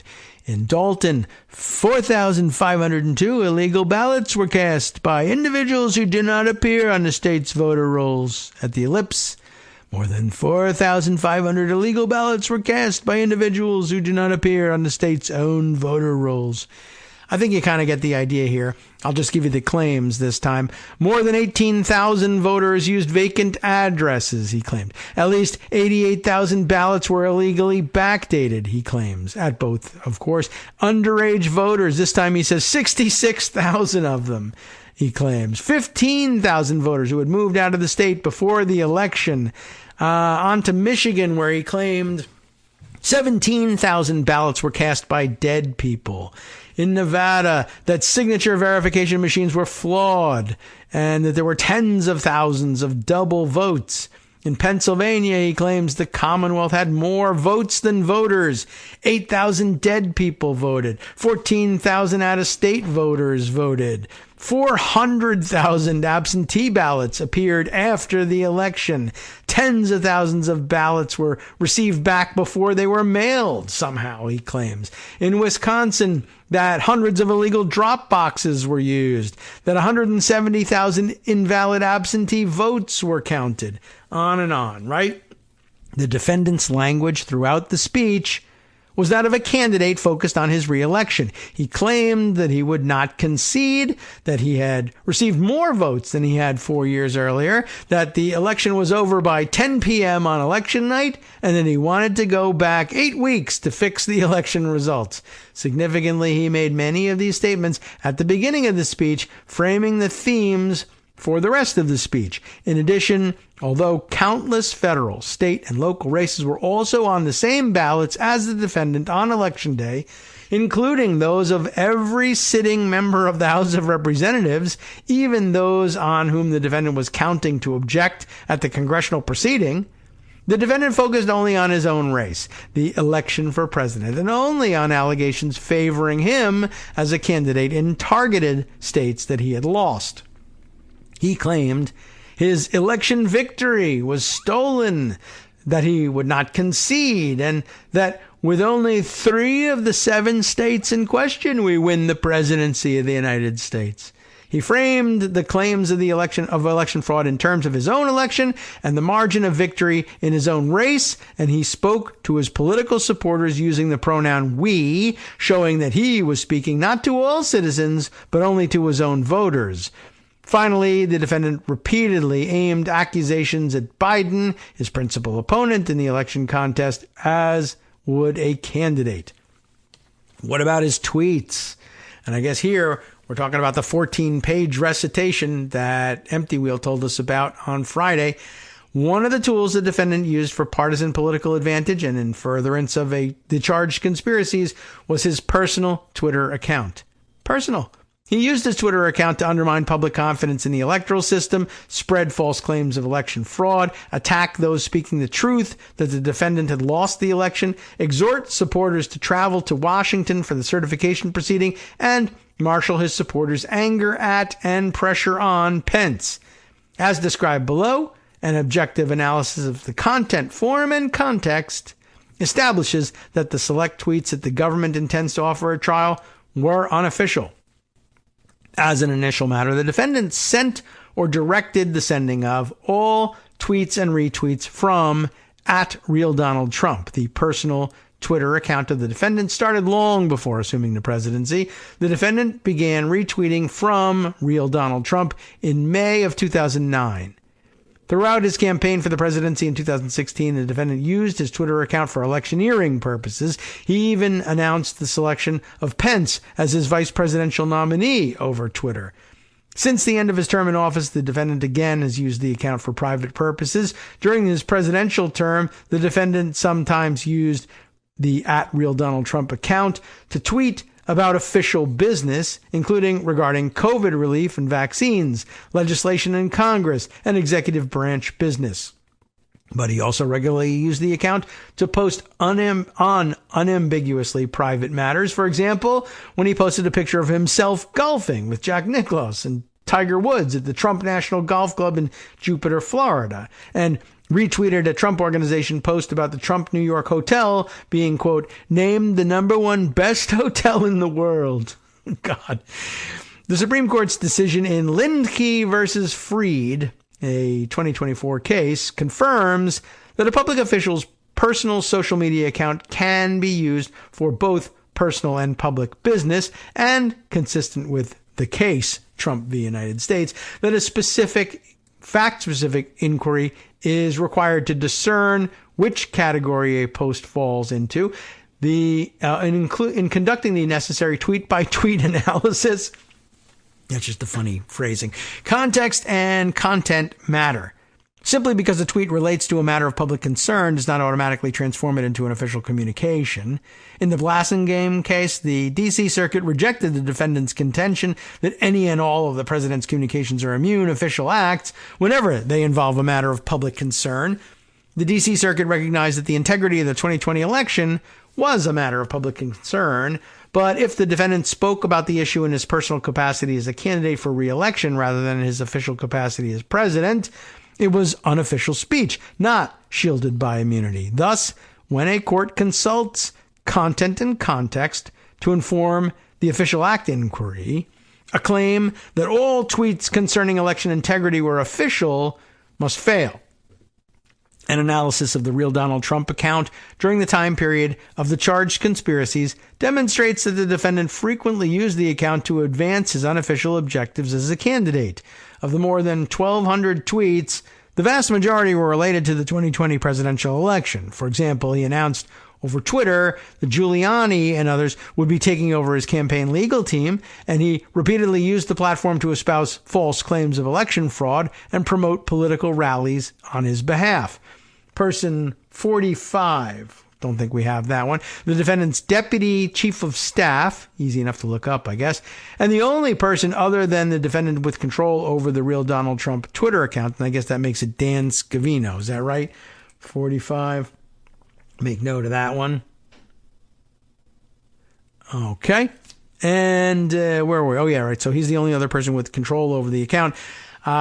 He acknowledged that he sometimes consulted with campaign personnel about material he was going to post on the account, that he worked as a volunteer for the defendant's campaign at the time, Scavino did, I guess, that he served as deputy chief of staff, and that he did not differentiate between his official and campaign duties, and when he would send tweets on the account for campaign purposes as a campaign volunteer. You don't distinguish, but that doesn't really matter very much. The rest of us will take care of that business. A review of the defendant's official POTUS 45 account presents a relevant contrast. The defendant used this institutional account primarily to retweet other accounts, like the real Donald Trump account, as well as at White House, the White House official account. There were 74 tweets from the POTUS 45 account during the charged conspiracies. None of them include the defendant's election-related claims or his election challenges. The last 4 tweets in the account, which the government cites here to show context, were retweets of tweets from real Donald Trump regarding January 6th. These include 2 tweets that the defendant issued on the afternoon of January 6th, purportedly asking individuals to support law enforcement and, quote, stay peaceful. Notably, the POTUS 45 account archive does not include the defendant's Twitter pressure campaign against Pence, such as the 2:24 p.m. tweet on January 6th. Below, the government analyzes the content, form, and context of various categories of the defendant's tweets. All of these categories consist of unofficial tweets. We then go to a section 1 here, a lowercase Roman numeral 1, an I. Tweets as candidate casting doubt on election integrity. As described in Section 1, the defendant attempted to discourage mail-in voting and undermine confidence in the election results to prepare to declare victory even if he lost. Just as his public statements casting doubt on the election were unofficial, so too were the analogous tweets that the defendant posted in his capacity as a candidate. The context of these tweets confirms this conclusion. The defendant issued the tweets in advance of Election Day, in the midst of his campaign for re-election. Furthermore, he made them while his own campaign advisors were warning him that Biden supporters were much more likely to use mail-in voting, the very method the defendant attempted to discourage. In addition, the tweet's content further reinforces their private nature. They show the defendant taking a partisan electioneering position on an issue rather than proposing any official measures to address a problem that the defendant claimed existed. Section 2 of this, there are tweets making the false claims of election fraud. The superseding indictment alleges that the defendant repeated and widely disseminated false claims of election fraud. One of the ways that he did so was by tweet, constantly, day in and day out. Examples of the kinds of tweets that the government intends to use at trial are set forth throughout Section 1, in which the defendant falsely claimed victory and outcome-determinative election fraud in targeted states. These kinds of tweets all shared common internal characteristics that established their unofficial nature. The defendant used the language of a candidate when he spoke in terms of his personal electoral victory. I win or we win. He divided the audience between personal allies who supported his election challenges and enemies who did not, dismissing the latter as rhinos, of course we know shorthand for Republicans in name only, or the Democrats. And he focused only on fraud claims that would affect his own election and was fixated on his own margin of victory. There are far more votes than are necessary to win, and the like. Section 3 here, tweets and retweets attacking those speaking the truth about elections. On multiple occasions, the defendant issued a tweet or retweeted an agent's tweet in order to attack individuals who had spoken out publicly to defend the integrity of the 2020 presidential election and reassure the public that there had not been outcome-determinative fraud. These instances include, on November 11th, the defendant attacked Philadelphia City Commissioner, person 47, after he dispelled fraud claims in a television interview that the defendant saw. And God help you if the defendant saw you on television. On November 29th, the defendant issued a tweet attacking person 50 when he appeared on 60 Minutes. Do I have a person down for that? No. On December 6th, the defendant retweeted a post by his agent, person 19, Christina Bobb, I believe. attacking Arizona House Speaker person 18, Rusty Bowers, for a public announcement that the defendant had not presented Arizona legislators with any evidence of outcome determinative fraud, and that the Arizona legislature could not overturn election results based on unsupported theories of fraud. Again, on December 6th, the defendant retweeted a post by his agent, person 48, labeling 4 Republican state legislators cowards after they issued a public announcement that they could not overturn the popular vote and appoint their own electors. And on December 21st, the defendant attacked Wisconsin Supreme Court Justice, person 49, for ruling against him. And now there's a subsection of tweets that are attacking people who speak the truth about the election. Subsection A here referring to person 47. After person 47, then a Philadelphia city commissioner, gave a television interview on November 11th and made clear that he had not seen evidence of fraud there. The defendant issued a tweet attacking person 47 in partisan terms. The defendant called person 47 a so-called Republican, parentheses, rhino, and finished the tweet with, "We win." You remember his famous refrain here that marks that as unofficial work.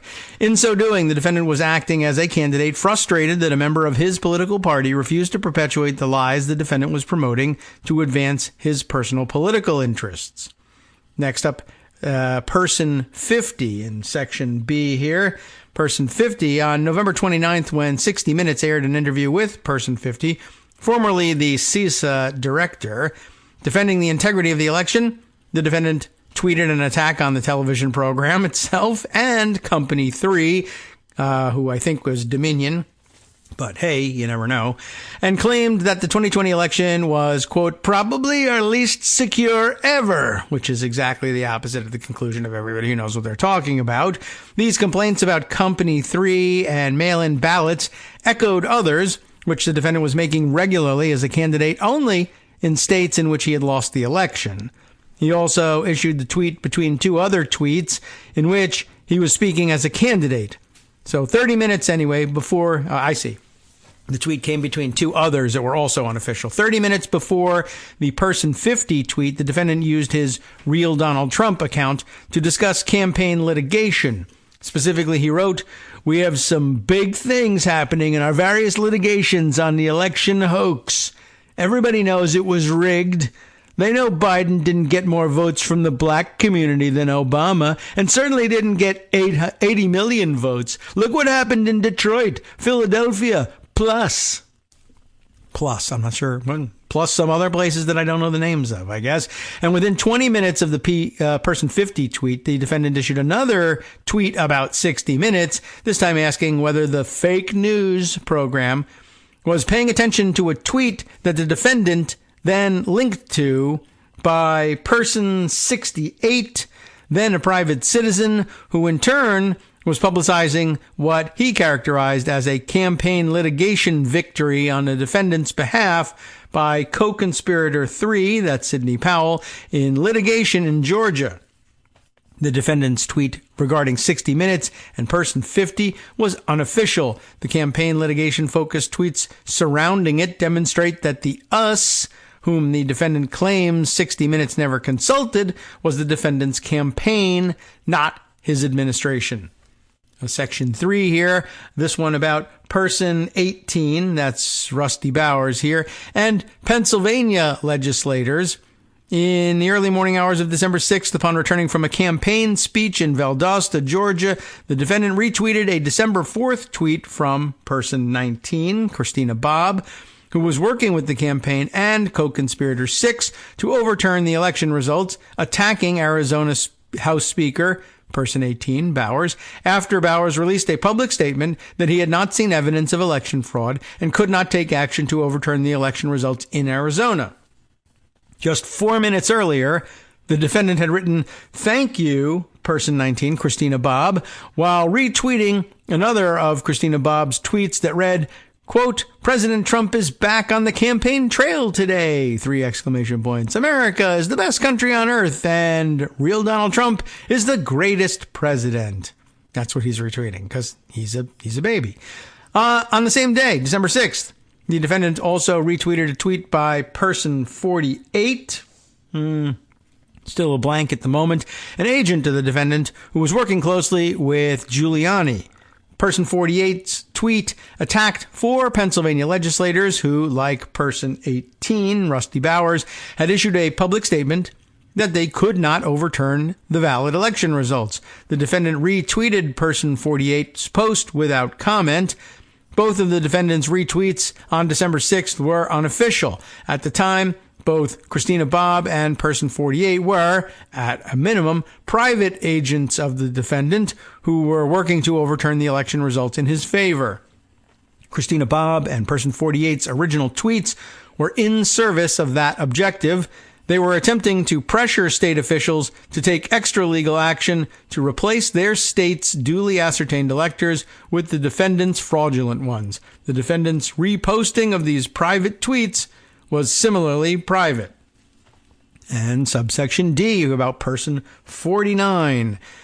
On December 21st, when Wisconsin's governor signed a certificate of final determination confirming that Biden had won the state based on the resolution by the Wisconsin Supreme Court of a lawsuit in Biden's favor, the defendant took to Twitter to attack Justice Person 49, who had written the majority opinion that ruled against him.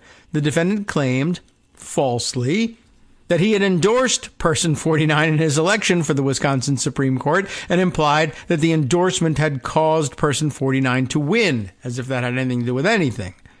The defendant then encouraged, quote, Republicans in Wisconsin to go, quote, to their state legislators and overturn this ridiculous state election. We won in a landslide. The entire context of the defendant's tweet about Person 49, including his fictitious endorsement of Person 49, his encouragement of Wisconsin Republicans to lobby their legislators, and his claim at the end that we won, demonstrates that the tweet as a whole was partisan, personal, and unofficial. There's another. Governor Person 16. That's Doug Ducey. Governor Person 17, Brian Kemp, and Secretary of State Person 33, Brad Raffensperger. Throughout the post-election period, the defendant used his status and power as head of a political party to bring political pressure to bear on fellow Republicans, including Arizona Governor Doug Ducey, Georgia Governor Brian Kemp, and Georgia Secretary of State Brad Raffensperger. In the tweets, the defendant assailed the 3 elected officials because they refused to take extra legal actions to benefit him personally, suggested that they would suffer politically if they did not do as he asked, and repeatedly suggested that they were rhinos and not real Republicans. The defendant launched these public attacks both as a candidate for office and as a party leader, and they were thus unofficial. In the subsection lowercase Roman numeral 4, tweets exhorting individuals to travel to Washington, D.C. for the Save America rally. Beginning on December 19th and continuing throughout early January, the defendant used the Real Donald Trump account to promote the private campaign-style ellipse rally at which he spoke on the morning of January 6th. Indeed, some of the defendant's tweets from this account were retweeted and amplified by the defendant's campaign Twitter account. The defendant's multiple tweets on this topic included his initial message that there would be a big protest in D.C. on January 6th. Be there, we'll be wild. In turn, that tweet linked to a document drafted by Person 69 that had nothing to do with Person 69's official duties as a White House trade advisor. That's Peter Navarro, I guess. But rather, he's Person 69. But rather constituted unofficial party activity by a campaign volunteer who the Office of Special Counsel had already determined to have violated the Hatch Act on numerous occasions by attacking the defendant's opponent during the lead up to the 2020 presidential election. For the reasons described above that make clear that the ellipse rally was a private event and the defendant's remarks there unofficial, his tweets as a candidate promoting the event were unofficial. Section lowercase Roman numeral 5, tweets regarding Pence's role on January 6th. As the defendant set his sights on using Pence's role as president of the Senate to overturn the election results of the January 6th certification proceeding, concurrent with his direct efforts to pressure Pence, the defendant began to issue tweets falsely claiming that Pence could use his ministerial position to benefit the defendant as a candidate. For instance, on December 23rd, the defendant retweeted a tweet by a campaign surrogate named Person 70, who had posted a facially fake White House memorandum titled Operation Pence Card, which falsely claimed that Pence could unilaterally disqualify legitimate electors. The defendant issued similar tweets as the certification grew closer, including posting on January 5th that, quote, the vice president has the power to reject fraudulently chosen electors. And twice on the morning of January 6th, before his speech at the Ellipse rally, the defendant tweeted again about Pence. First, at 1 a.m., because why not, the defendant wrote, if Vice President Mike Pence comes through for us, we will win the presidency. Many states want to decertify the mistake they made in certifying incorrect and even fraudulent numbers in a process not approved by their state legislatures, which it must be. Mike can send it back. I think we've read this tweet before. He again focused on Pence's role in the certification at 8:17 a.m. when he wrote, states want to correct their votes, which they now know were based on irregularities and fraud, plus corrupt processes never received legislative approval. All Mike Pence has to do is send them back to the states and we win. Do it, Mike. This is a time for extreme courage. The context and content of those tweets established that they were unofficial. Through the tweets, the defendant was using the political pressure of his supporters and social media followers to convince Pence to take an action to benefit the defendant as a candidate and help him overturn the results of the election.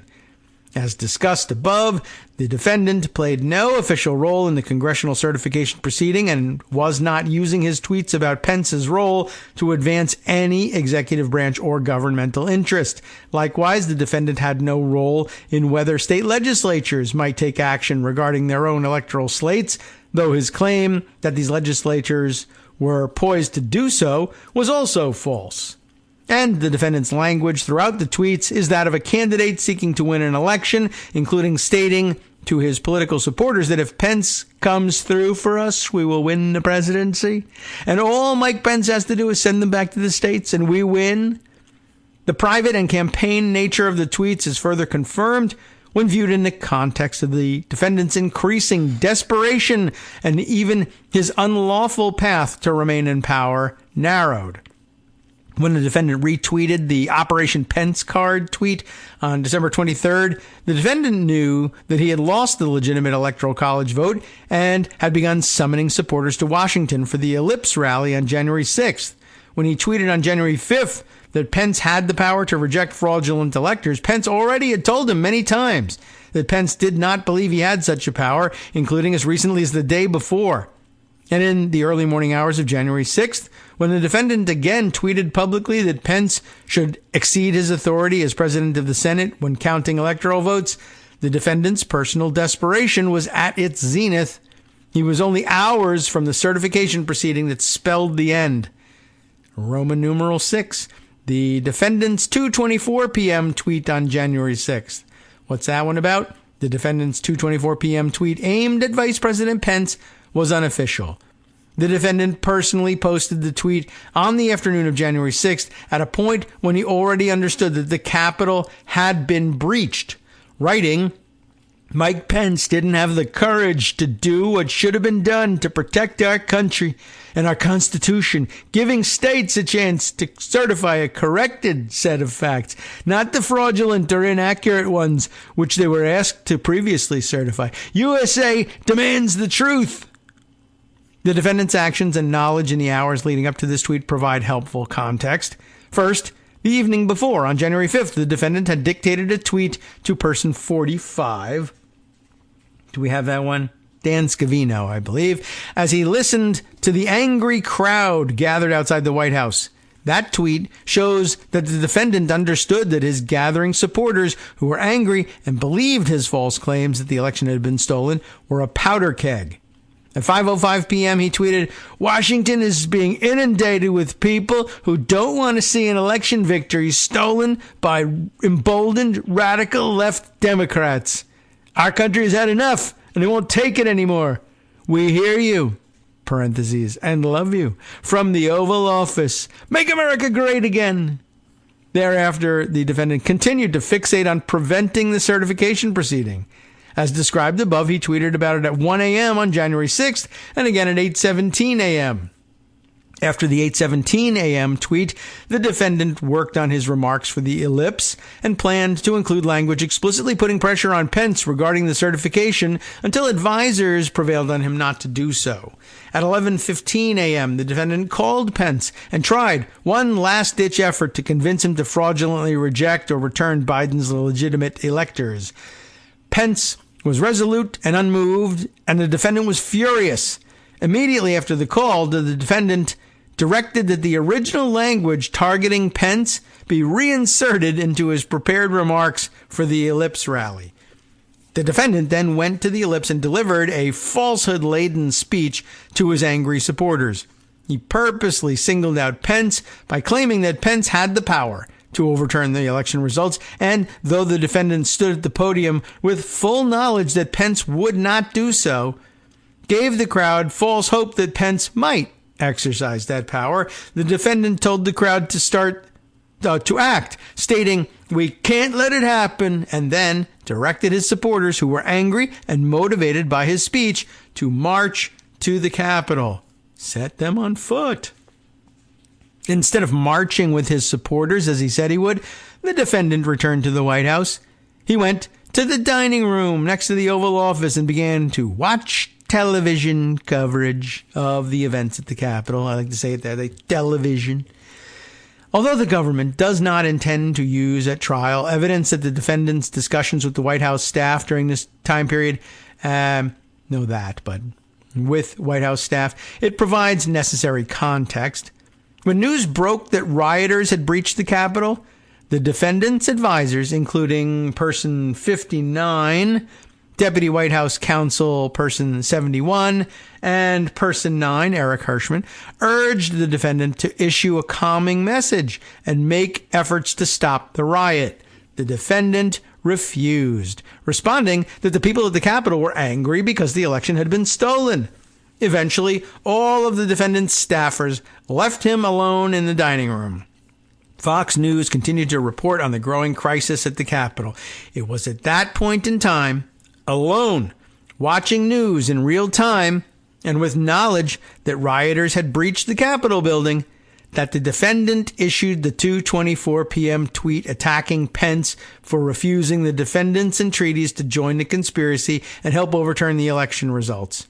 1 minute later, the Secret Service was forced to evacuate Pence to a secure location in the Capitol. This was roughly 90 minutes after Pence had announced publicly that he would not act unlawfully to overturn the election. The certification proceeding was underway, and the first breach of the Capitol had occurred minutes before at 2:12 p.m. At that point, the defendant's only hope to disrupt the certification proceeding and retain power was through his angry supporters. The defendant further revealed the private nature of his desperate conduct as a candidate rather than as a president in an exchange that the government does not plan to use at trial, which he had with an aide, person 15, shortly after the 224 tweet. Upon receiving a phone call alerting him that Pence had been taken to a secure location, Person 15 rushed to the dining room to inform the defendant in the hopes that the defendant would take action to ensure Pence's safety. Instead, after Person 15 delivered the news, the defendant looked at him and said only, "So what?" They had to evacuate the vice president to a secure location, sir. They're about to kill him. So what? So what? That's it. That's it. Arrest him, right? Oh, yeah, we got to have a trial. Right. Oh, I forgot about that. All right. Well, we'll give him due process, etc. Book him, get the trial scheduled. Oh, my God, he fell in an alligator pit. Oh, well. You know, these things happen. Alligators got to eat, too. The private, unofficial nature of the 2:24 p.m. tweet contrasts with two other tweets the defendant sent during the following hour and a video message that he sent 2 hours later, and which the government does not intend to introduce at trial, only after advisors had again urged the defendant to calm matters at the Capitol. The defendant at 2:38 p.m. posted, quote, "Please support our Capitol Police and law enforcement. They are truly on the side of our country. Stay peaceful." Unquote. Stay peaceful, huh? As the violence at the Capitol nonetheless escalated, the defendant at 3:13 p.m. posted, "I am asking for everyone at the U.S. Capitol to remain peaceful. No violence. Remember, we are the party of law and order. Respect the law and our great men and women in blue. Thank you." And then beat them with flagpoles. And after those tweets failed to disperse the rioters, I thought your men always followed orders or someone died, someone gets killed, right? After still more demands from his staff that he do more to stop the riot, the defendant at 4:17 p.m. tweeted a video message in which he finally asked those at the Capitol, whom he described as, quote, "very special people," that he loved, to leave the Capitol, while also claiming that, quote, "we had an election that was stolen from us." He sent a tweet at 6:01 p.m. that conveyed a similar sentiment. "These are the things and events that happen when a sacred landslide election victory is so unceremoniously and viciously stripped away from the great patriots who have been very badly and unfairly treated for so long. Go home with love and in peace. Remember this day forever." Like the QAnon nut. Remember where you were when you heard. The defendant at least has an argument, though he issued the 2:38 p.m. and 3:13 p.m. tweets only after being harangued by his staff, while he had adamantly refused to do anything at all. But he at least has an argument that he was addressing a matter of public safety as president, the riot at the Capitol. Likewise, in the 4:17 p.m. message, the defendant, while still focused on his election loss, asked rioters to evacuate the breached Capitol and foreshadowed the sentiment in his 6:01 p.m. tweet when he said to go home with love and in peace. By contrast, in the 2:24 p.m. tweet, the defendant focused solely on the vice president's role in the certification of the presidential election results, a matter of intense personal concern to the defendant as a candidate for office. Even assuming that topic constituted a matter of public concern, the term of art that comes out of the Blassingame case, the defendant's 2:24 p.m. tweet reflected speech made in an unofficial, private capacity as office seeker, not in an official capacity as office holder. Given all this context, the 2:24 p.m. tweet was unofficial. When the defendant sent it, he knew that what he had asked Pence to do and that he claimed would, quote, protect our country and our Constitution was contrary to the Electoral Count Act, that no state was poised to certify a corrected set of facts, that a large crowd of his political supporters had gathered in Washington at his urging, that these supporters were angry and believed his false claims that the election had been stolen, that he had called them to action through his ellipse speech in which he told them that Pence might still do as he wished and directed these supporters to march to the Capitol, and that his supporters had done so and had breached the Capitol building. The defendant also knew what his advisors were forcefully urging him to do as president, issue a message to quell the emergency at the Capitol. Instead, the defendant refused repeatedly until his advisors gave up and left him alone in a dining room.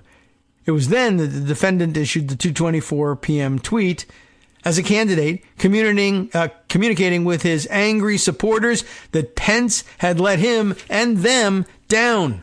The content of the 2:24 p.m. tweet was not a message sent to address a matter of public concern and ease unrest.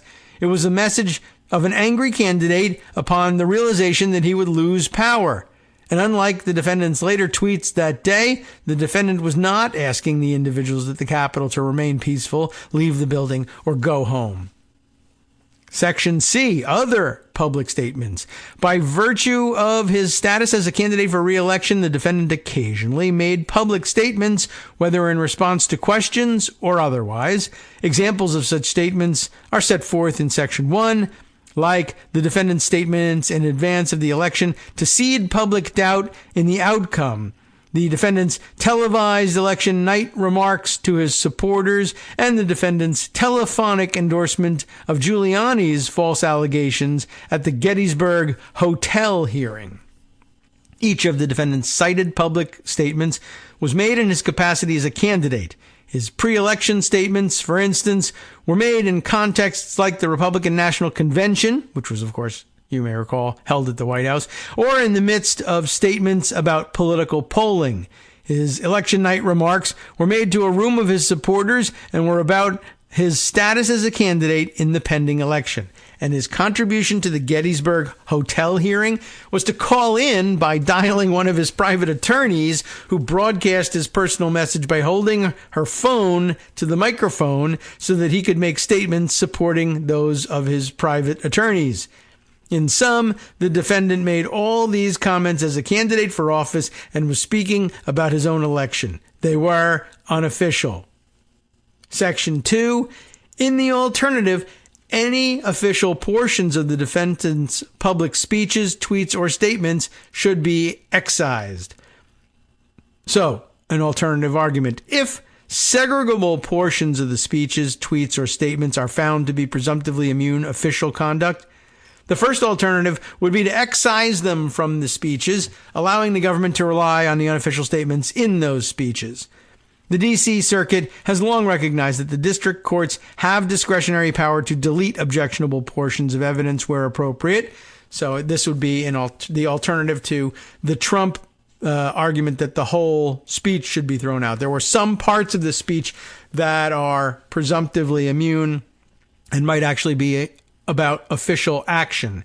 That being the case, the whole speech should be excluded from evidence. And Smith here is arguing, no, the precedent is you can eliminate, redact, what have you, the official parts and preserve the unofficial parts of the speech and present those into evidence. The D.C. Circuit has long recognized that district courts have discretionary power to delete objectionable portions of evidence where appropriate, and the Supreme Court has approved of that practice in the context of statements that contain protected legislative acts along with unprotected acts under the Constitution's Speech and Debate Clause. Got to skip forward here past the citations. This is a familiar practice across a range of legal contexts. A couple of cases cited here. There's a lot of them. Redaction of any statements ultimately found to be immune, while admitting the significant remaining unofficial content would resolve any constitutional questions under the Trump case, the earlier adjudication. To the extent that excision does not resolve any arguable immunity claim, then even if the defendant's conduct in these speeches, tweets, and statements can be nudged across the line from campaign conduct to official action, it is so heavily intertwined with campaign-related conduct that prosecuting it does not pose a danger to any executive branch function or authority. Because the defendant bears the burden in the first instance of proving that the conduct was official so as to qualify for presumptive immunity, the government, in its reply brief, will address any specific arguments the defense makes regarding these speeches, tweets, and statements discussed here. All right, same sort of argument as before, but with the addition of, if there's some things that you think are official, you can cut them out and keep the rest of the stuff in evidence. Section E, the defendant's interactions in his capacity as a candidate with White House staff. Now ready to discuss that. First, the interactions at issue were unofficial. Well, we had to expect that, right? This is the structure of the argument.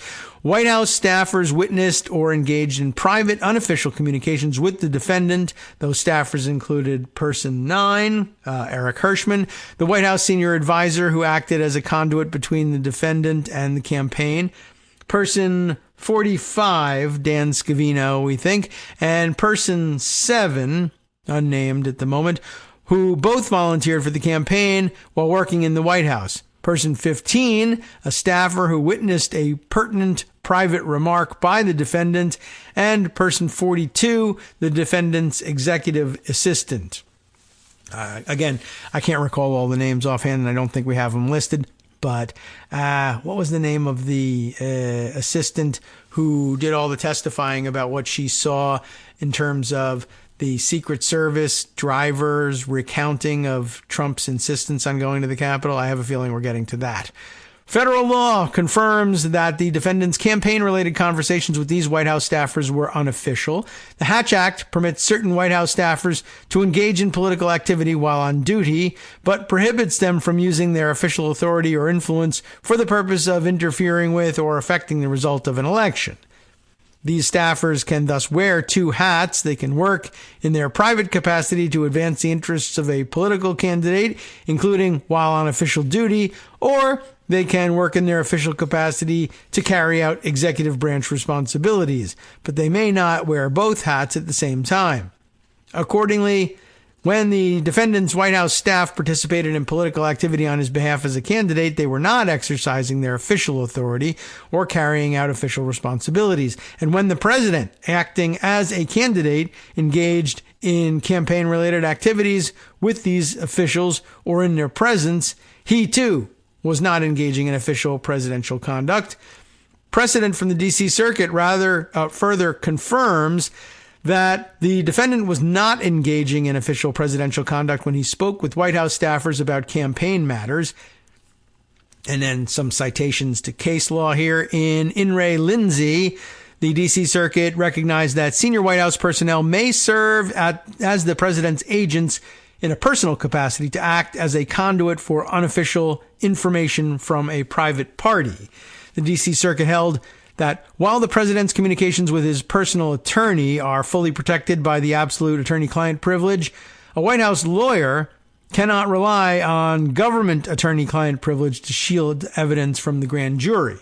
But a White House lawyer may invoke the president's personal attorney-client privilege when he acts as an intermediary to convey unofficial information from the president to his personal attorney.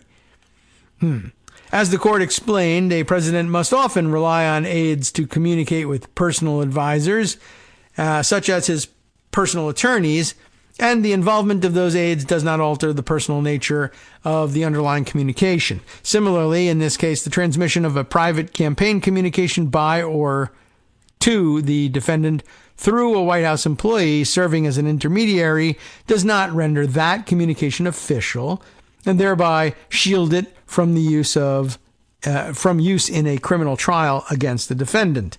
In sum, good, I'm glad for the sum, just as the president can act at times in an unofficial capacity, including as a candidate for office or party leader, so too can the executive branch staff around him.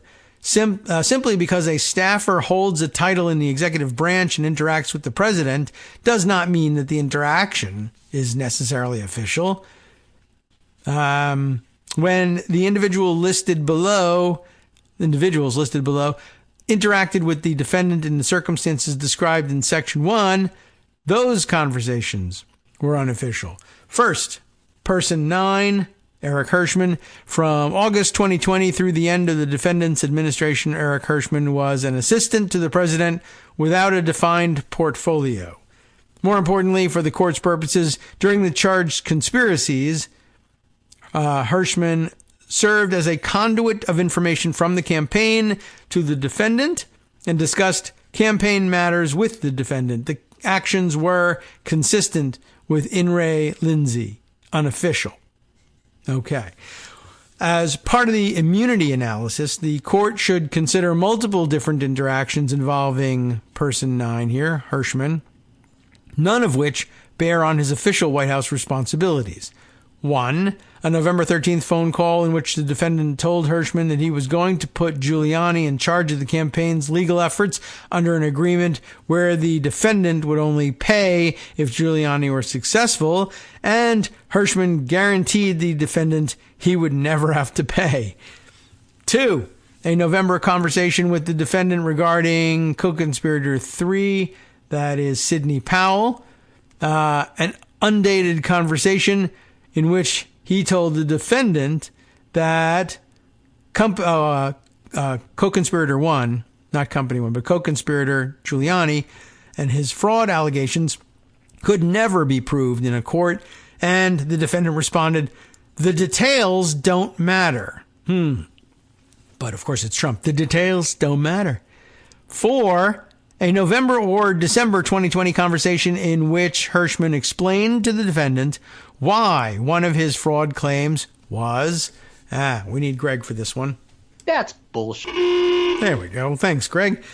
Well, number 5 here. There's another one. A late December exchange with the defendant regarding the verification that co-conspirator 2, Eastman, wanted him to sign in Trump versus Kemp.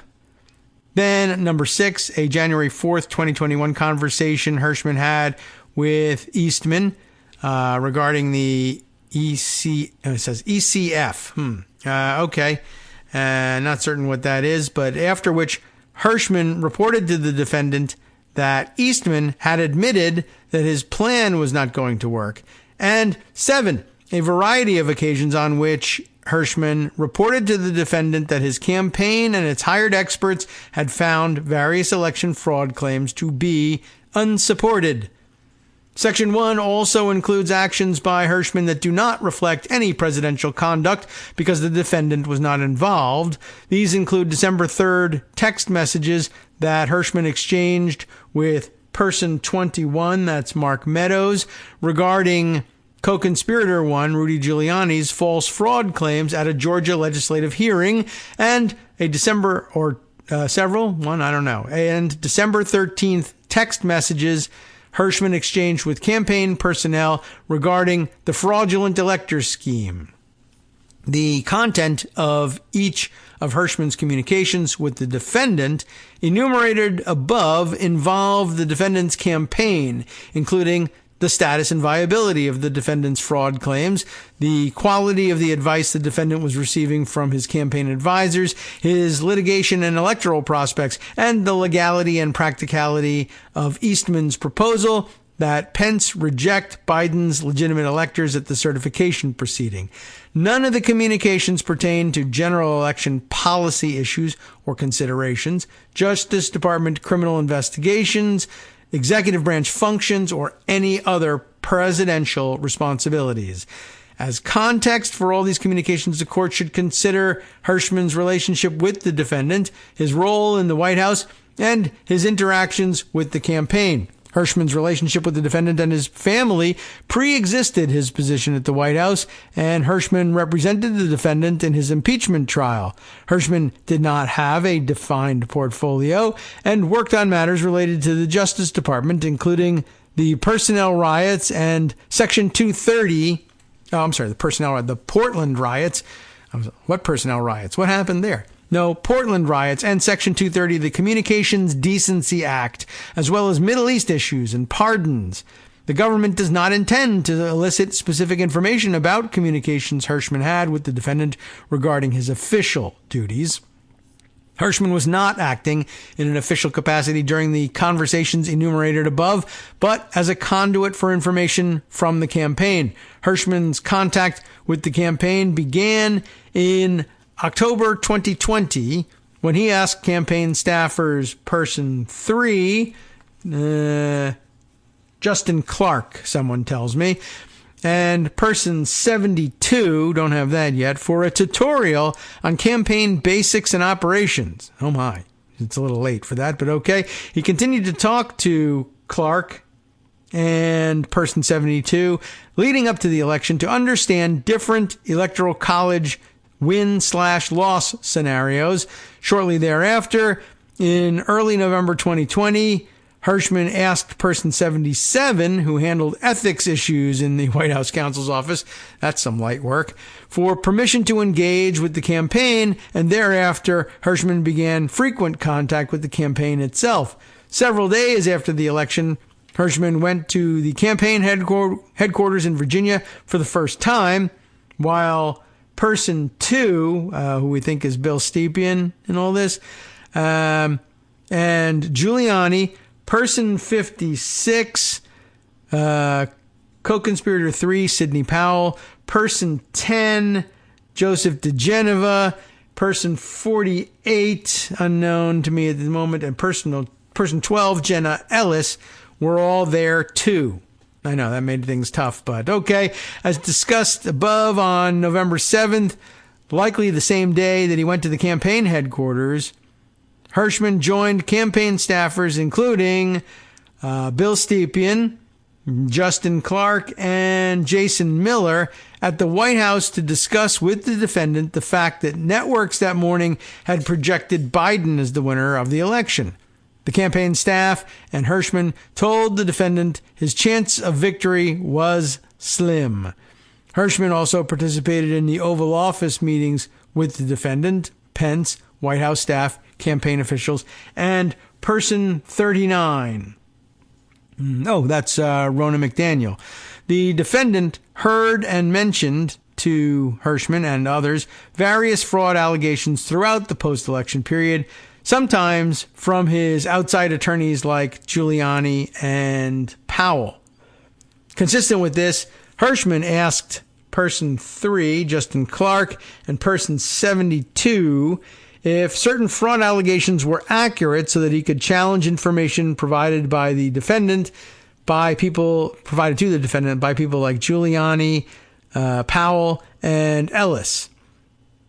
Hirschman also began interacting on a near daily basis with person 22, a campaign staffer who person 73 told Hirschman he could trust. The campaign, in turn, hired 2 outside firms, companies 1 and 2, to investigate fraud allegations. Hirschman told the defendant that people external to the campaign were hired to look into fraud allegations. Overall, Hirschman served as a conduit of day-to-day information between person 22 and the defendant during the post-election period.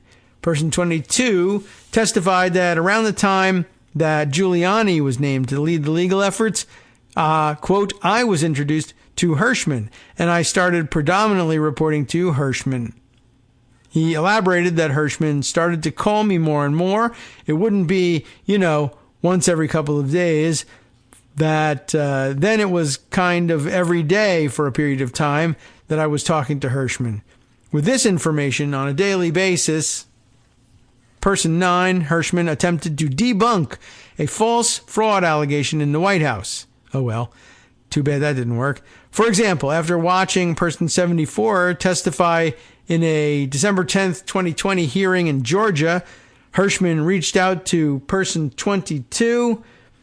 Through this channel, Hirschman learned about Company 1 and Company 2's uniform findings that no substantial fraud allegations were supported, essentially in real time. Hirschman also participated in calls with Company 1 and had the number of one of its managing directors, person 75, in his cell phone. Some of those calls occurred at the White House. Hirschman directly passed the information to the defendant. Person 9 had other contacts regarding initiatives by the campaign or its outside attorneys. For example, Hirschman was on a call with the defendant and Eastman on December 9th regarding the defendant's motion in his capacity as a candidate to intervene in Texas v. Pennsylvania. Separately, Hirschman spoke to the defendant about the lawsuit and explained how the legal system worked and that the campaign, not the Justice Department or FBI, was responsible for filing election challenge lawsuits. Throughout these conversations, even if Hirschman could be understood to have been acting in an official capacity, which he was not, rather than a campaign one, the defendant was himself acting in his private capacity as a candidate. The defendant was asking for Hirschman's view on various strategic decisions he was making regarding his campaign and his private attorneys, and he was getting reports from Hirschman on information related to actual and potential election challenges important to his candidacy and private campaign. All of this context establishes both that Hirschman wore 2 hats, one official, one private, and that the defendant interacted with Hirschman in these conversations as a candidate rather than as president. The interactions between the defendant and Hirschman that the government intends to introduce at trial were thus all private. A section B here, just about person 45, who I think is Dan Scavino. Scavino served as assistant to the president, not assistant president, thankfully, but assistant to the president and White House deputy chief of staff. He also volunteered his time for campaign work, including traveling to political rallies with the defendant and posting pictures and videos. The government will elicit from person 45 at trial that he was the only person other than the defendant with the ability to post to the defendant's Twitter account, that he sent tweets only at the defendant's express direction, and that Scavino did not send certain specific tweets, including the one at 2:24 p.m. on January 6, 2021. He will also generally describe the defendant's Twitter knowledge and habits, including that the defendant was, quote, very active on his own Twitter account, quote, paid attention to how his tweets played with his followers, quote, was very engaged in watching the news, and, quote, knew how to read the replies and see all the replies of what people were saying and doing, which, ellipsis, led to where he would retweet things, and that any tweet between 5 or 6 a.m. until 9 or 10 a.m. and after 9 or 10 p.m. generally was the defendant personally sending out the tweet as opposed to having Scavino do it. None of this proposed testimony on Scavino's part constitutes evidence of an official act. General information about the access to the defendant's Twitter account, as well as Scavino's testimony that he did or did not issue a particular tweet, is unrelated to any particular official act by the defendant.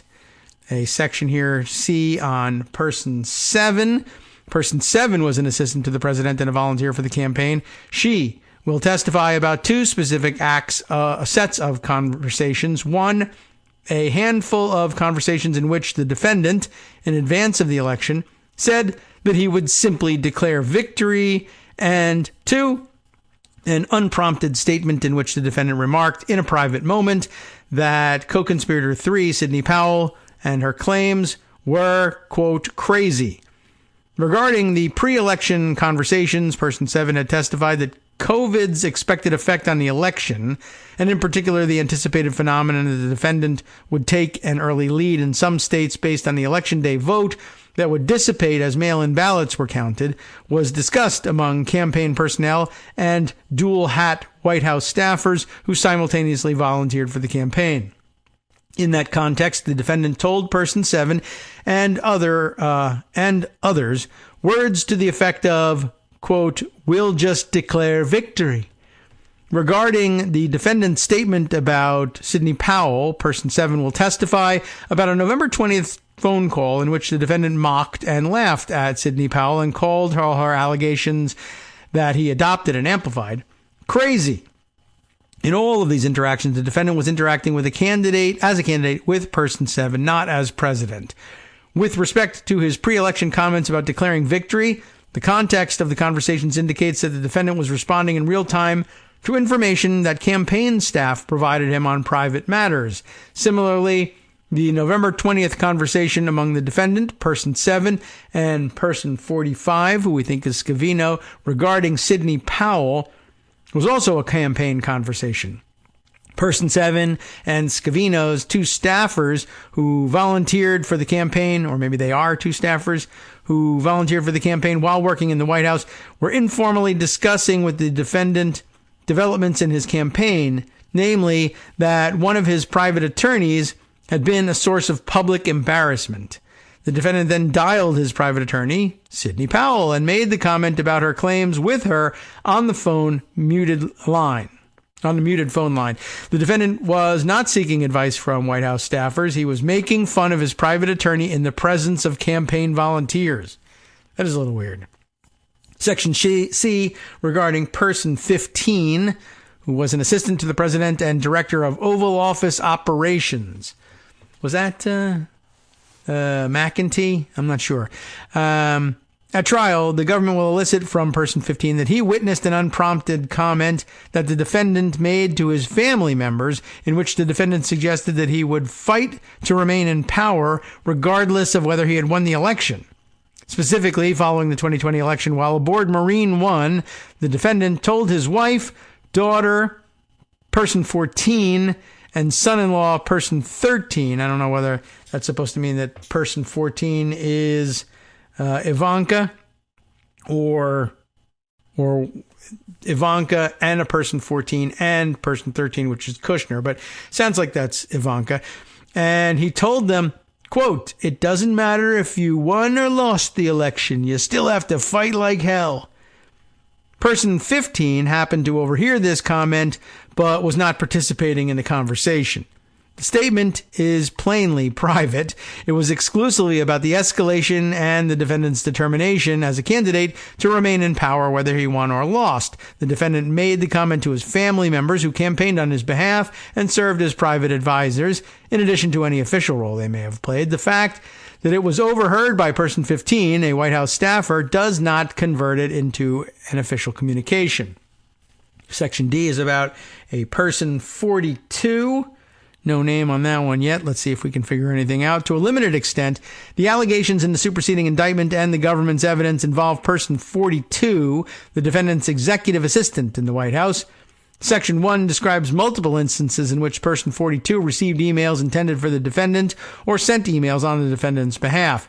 These instances include person 42 sending to a group of private attorneys, including Sidney Powell, an email with the subject "from POTUS," directing the private attorneys to include material critical of Company 3 in private lawsuits.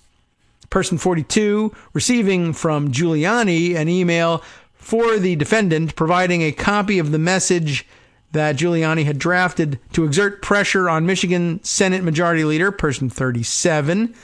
Person 42 receiving from Ronna McDaniel, the RNC's elector recap email to put in front of the defendant. And person 42 receiving an email from Eastman on December 23rd asking to update the defendant on, quote, overall strategic thinking on the defendant's status as a candidate.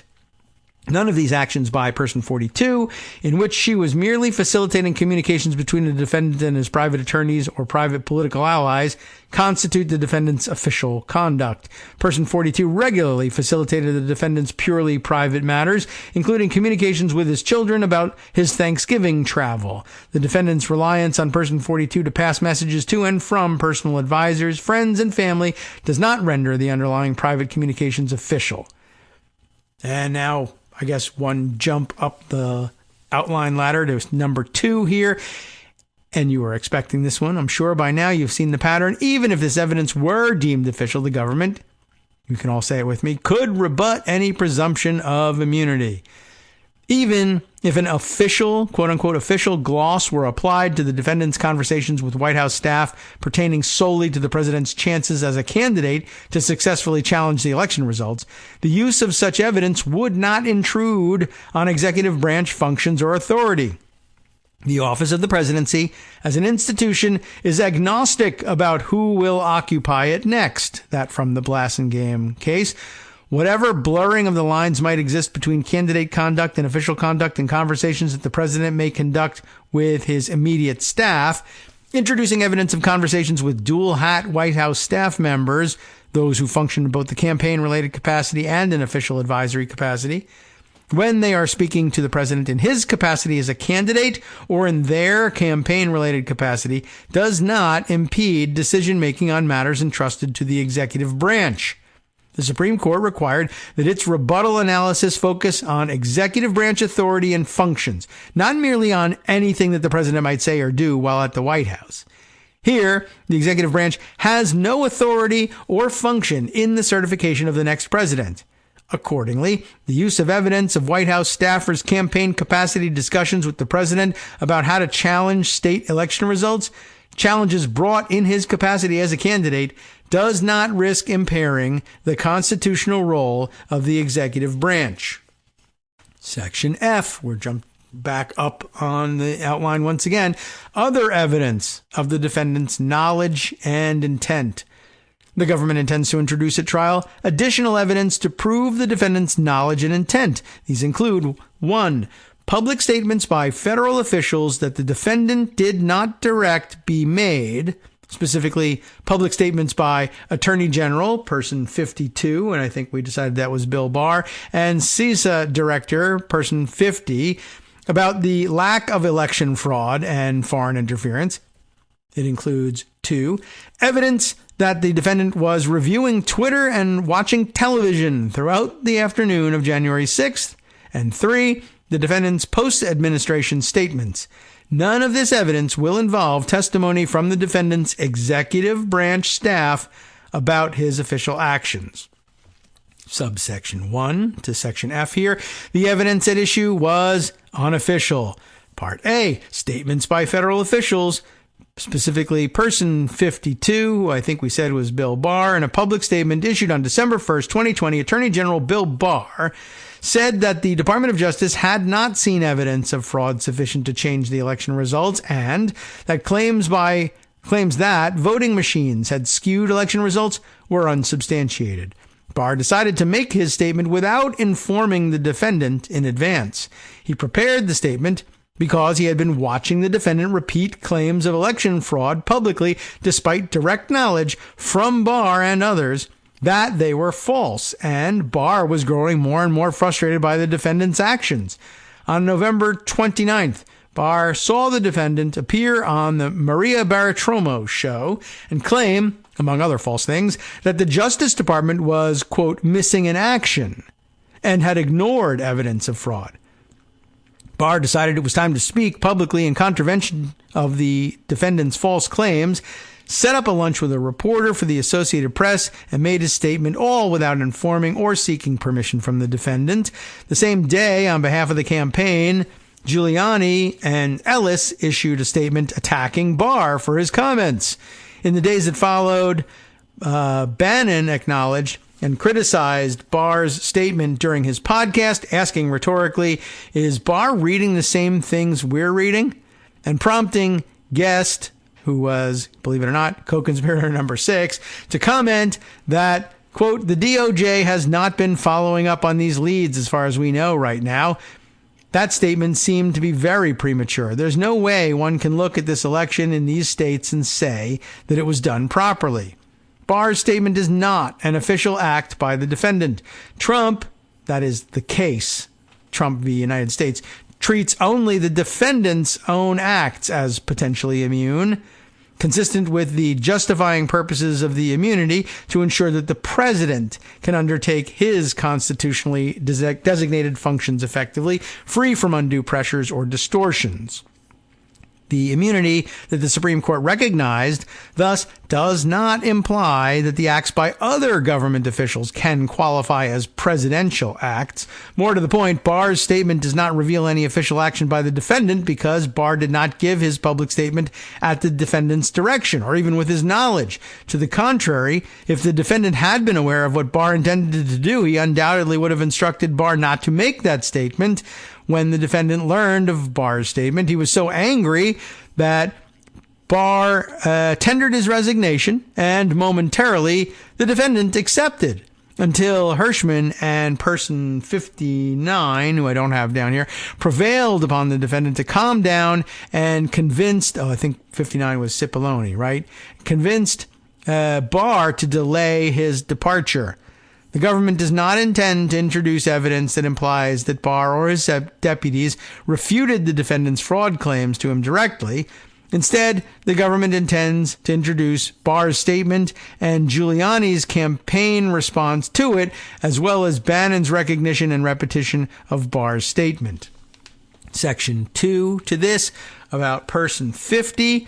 On November 17th, CISA Director Person 50 tweeted a link to an open letter by 59 election security experts and touted it in an effort to promote public confidence in the election's infrastructure. This was similar to what Person 50 had done 5 days earlier on November 12th, when he had publicized the joint statement CISA issued with the National Association of Secretaries of State, the National Associations of State Election Directors, and other organizations declaring the 2020 election to have been, quote, the most secure in American history, the total opposite of what Trump was saying, and that there was no evidence that there was any voting system or that any voting system deleted or lost votes, changed votes, or was in any way compromised. On November 17th, Person 50 promoted the expert report on his own initiative and, as he later learned, contrary to the defendant's wishes. The defendant promptly fired Person 50 the same day by tweet. The government does not intend to introduce any evidence about the defendant's removal of Person 50. Rather, as with Barr's public statement, Person 50's public tweets were not official actions by the defendant and thus are not protected by presidential immunity. Section B, the defendant's use of Twitter and television on January 6th. Forensic evidence from the defendant's iPhone and observations by witnesses otherwise testifying about unofficial acts, watching television, will establish that upon his return from the ellipse throughout the afternoon of January 6th, the defendant sat in the dining room by the Oval Office, where he used his phone to review Twitter and watch the television, which was turned on and displaying news coverage of the riot at the Capitol. As explained in the government's expert notice, ECF number 183, an FBI computer analysis response team forensic examiner, is that thing turbocharged, can testify as to the news and social media applications downloaded on the defendant's phone. Uh-oh. I'd like to see the rest of that. And can describe the activity occurring on the phone throughout the afternoon of January 6th. The phone's activity logs show that the defendant was using his phone, and in particular, using the Twitter application consistently throughout the day after he returned from the ellipse speech. In addition, Hirschman and Person 15 and Person 45, Dan Scavino, right, each of whom are, as described above, otherwise expected to testify about the defendant's unofficial acts, will offer the objective observation that during the afternoon on January 6th, the television in the defendant's dining room, where he spent the day, was on and tuned into news programs that were covering in real time the ongoing events at the Capitol. In turn, the government will introduce the authenticated coverage showing what Fox News was playing in real time while the defendant sat in the room with the television on. This is basically his very hungry caterpillar moment, I guess, but worse, because it was ongoing and he had launched the attack. At least George W. Bush didn't launch the attack on the World Trade Center. This evidence is particularly relevant to the defendant's knowledge at the time that he issued the 2:24 p.m. tweet, which, as described above, was unofficial. None of this evidence involves testimony about an act by the defendant at all, and it shows what social media and news the defendant privately reviewed in service of issuing a private tweet. The government will not elicit testimony from the defendant's staffers about his official deliberations, reactions to social media or television, or official actions taken in response. The defendant's review of social media and television news under these particular circumstances was no different from that of any other citizen or candidate, and therefore was unofficial. Section C, the defendant's post-administration statements.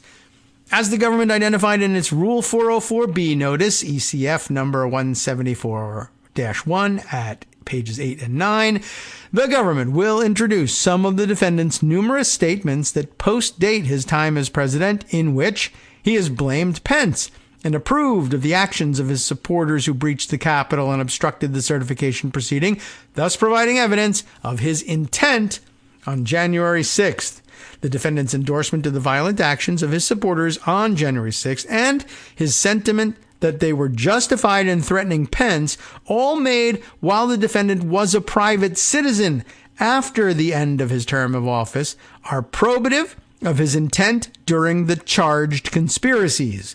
The government intends to offer them as evidence of the defendant's intent on January 6th, not as evidence of his official acts. Very clever. Well done. Number 2, jumping back up in the outline, even if this evidence were deemed official, which would be amazing because it happened after he was out of office, the government could still rebut any presumption of immunity. The use of the evidence regarding former Attorney General Barr and CISA Director Person 50 would not intrude on the executive branch authority functions because the federal officials' statements reflected those officials' positions, knowledge, and expertise, not presidential acts or direction. The president is the only person who alone composes a branch of government. That actually, a quote from the Supreme Court ruling on the Trump case from earlier. But Congress structures the executive branch and assigns manifold specific duties to subordinate officers who in turn execute the law. The president is responsible to take care that the laws be faithfully executed, of course, like the Constitution says, but that does not mean that every executive official is at all times performing presidential acts. Allowing the government to introduce evidence of these independent actions and public statements of subordinate officials in the executive branch, not taken at the direction of the president, does not intrude on the authority or functions of the executive branch. Nothing in the earlier Trump ruling dictates such an outcome that would effectively bar any executive branch employee from providing evidence against a president who committed crimes in his private capacity. Put concretely, allowing these independent acts of executive branch officials to be used in the prosecution would not chill any presidential conduct, and thus any presumption of immunity is overcome. The same is true for testimony by White House staff about the president's review of Twitter or his watching public events on television. Assuming, for the moment, that the president sometimes acts in an official capacity when watching television or reviewing Twitter, no statute or constitutional provision addresses this matter, and using evidence of his activity that virtually all citizens engage in, i.e. checking their social media feeds or watching television, does not intrude on any authority or functions of the executive branch. Watching TV, even if you're Trump, is not a function of the executive branch. And now, the exciting conclusion. Section 4, coming to the end. All right. Based on a fact-bound analysis, for the reasons explained above, i.e. the Supreme Court said we had to have one, this court should determine that the conduct described in the factual proffer of Section 1 of this motion is not subject to presidential immunity. As part of this determination, the court should specify 4 determinations and do so in a single order. 1, that the government has rebutted the presumption of immunity attached to the defendant's official communications with the vice president. 2, that the remaining conduct described in Section 1, that is, conduct other than the official communications with the vice president, was also not official, I guess not also, but the first part, I guess, just to be clarify here again, I'm going to read this again. First, that the government has rebutted the presumption of immunity attached to the defendant's official communications with the vice president. 2, that the remaining conduct described in Section 1, that is, conduct other than the official communications with the vice president, was not official. And in the alternative, in case somebody thinks it is official, that the government has rebutted any presumptive immunity for any of the remaining conduct that the court finds to be official. The government requests alternative rulings regarding rebuttal for all conduct the court finds to be unofficial, to buttress the court's record, ensure thorough and efficient appellate review, and minimize the risk of successive rounds of interlocutory appeal. Furthermore, based on the determinations that all the conduct described in Section 1 is not immune from prosecution, and because Section 1 encompasses all the allegations in the superseding indictment, the court should further specify 3, that the defendant is subject to trial on the superseding indictment, and 4, that the government is not prohibited at trial from using evidence of the conduct described in Section 1, subject, at a later date, to non-immunity-based objections and this court's admissibility rulings under the federal rules of evidence. Faithfully submitted, Douglas R. Jack Smith, Special Counsel. And, of course, Molly Gaston, who is listed here. Molly Gaston, Thomas P. Winsome, Senior Assistant Special Counsels in the Jack Smith office. They get their name on this one, too. Masterfully done. We'll see how far it goes and how much of it Judge Chutkan accepts and how much of it is, sure everybody on the Trump side is ready to file motions in opposition to every single piece of this thing, and it's not a done deal. And you should remember that this is an entirely one-sided brief. They don't, really take into account the arguments that are going to be made by the other side. They try to refute them, but they don't make them. So, yes, I suppose there's some remote chance that they might be able to make some argument that some of the things that the special counsel concludes are, in fact, not official acts, have some claim to official status. Whether or not Judge Chutkan accepts that, well, I don't know really what she would do to accept some of these things. Oh, yeah, he was totally officially watching the television. The Gorilla Channel was, in fact, created entirely for the president. It is therefore a core function of the executive branch of government. I don't know. They could argue anything. They argued that there was such a thing as presidential immunity, and there really isn't, but here we are. And at any rate, we hope for the best, see where this goes. It was just very interesting to see the whole thing laid out in narrative form like that. It's a rare thing when it's all laid out like that. Usually they just tell you in general they'll be eliciting evidence of this, that, and the other thing, or refer to things by reference. Take a look at our previous pleadings and give you the page numbers, and they don't recite all of this stuff. And now, of course, we're finding that analysts are largely wasting their time insisting that this is some sort of government interference in the election because it has happened inside of 60 days from the election. And what about that DOJ guideline, which is, after all, just a guideline? And apparently uninterested in the idea that all of this could and should have been presented months ago, but for the delays that Trump's own lawyers created in all of this. And they're the ones that pushed it into October, not Smith. Anyway, I appreciate the fact that he filed it this way and got this all onto the record prior to the election. I don't know if it changes any minds or not, but in the meantime, I thought it was important for us to be able to, one, understand all of the instances or recall all of the instances that he was using to tell this story, and two, understand the reasoning why all of these stories needed to be brought onto the record, admitted as evidence, and should be considered not to be official acts. And if all of this is accepted, or even a large part of this is accepted, it will go a long way towards ratcheting back, I think, some of the panic about the Supreme Court's ruling. Of course, we won't have the ultimate answer of what happens to all of that, but all of the worry after the Supreme Court's ruling that basically anything that they decided to excuse on behalf of Donald Trump, they could just go ahead and magically excuse.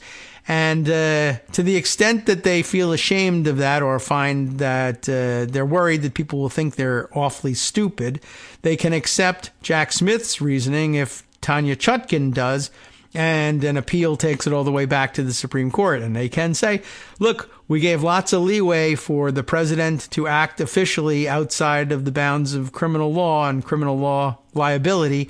But this guy has taken it way above and beyond what you have to allow for core functions and even arguably official things. And we gave him every opportunity to do this, but then he just took the rope and hanged himself, and that's all there is to it. Okay, so that brings us to the end. I don't want to waste any more of your weekend time, but I wanted to get all of this on the record in case you wanted to thumb through this thing and just couldn't bring yourself to sit down with 165 pages of legalese. Hopefully we untangled some of it for you. It wasn't really, I don't think, all that legalistic in the way it was laid out. Most of it was narrative, so it was easy enough to understand.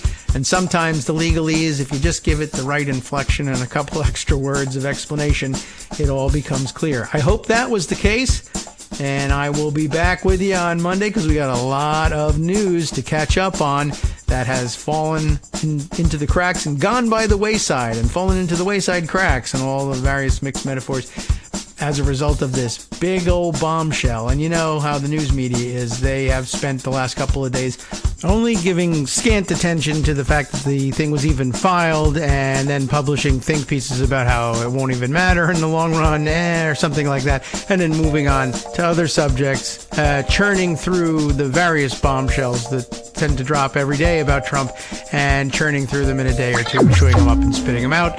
and moving on to the next one. From netrootsradio.com, you have been listening to Kagro in the Morning with David Waldman. All right, so we've given you all we can give you. You're well armed for the weekend and the week to come. Let's see if all of this extra knowledge can't help you keep this story alive in our circles, at least. We'll see you on Monday.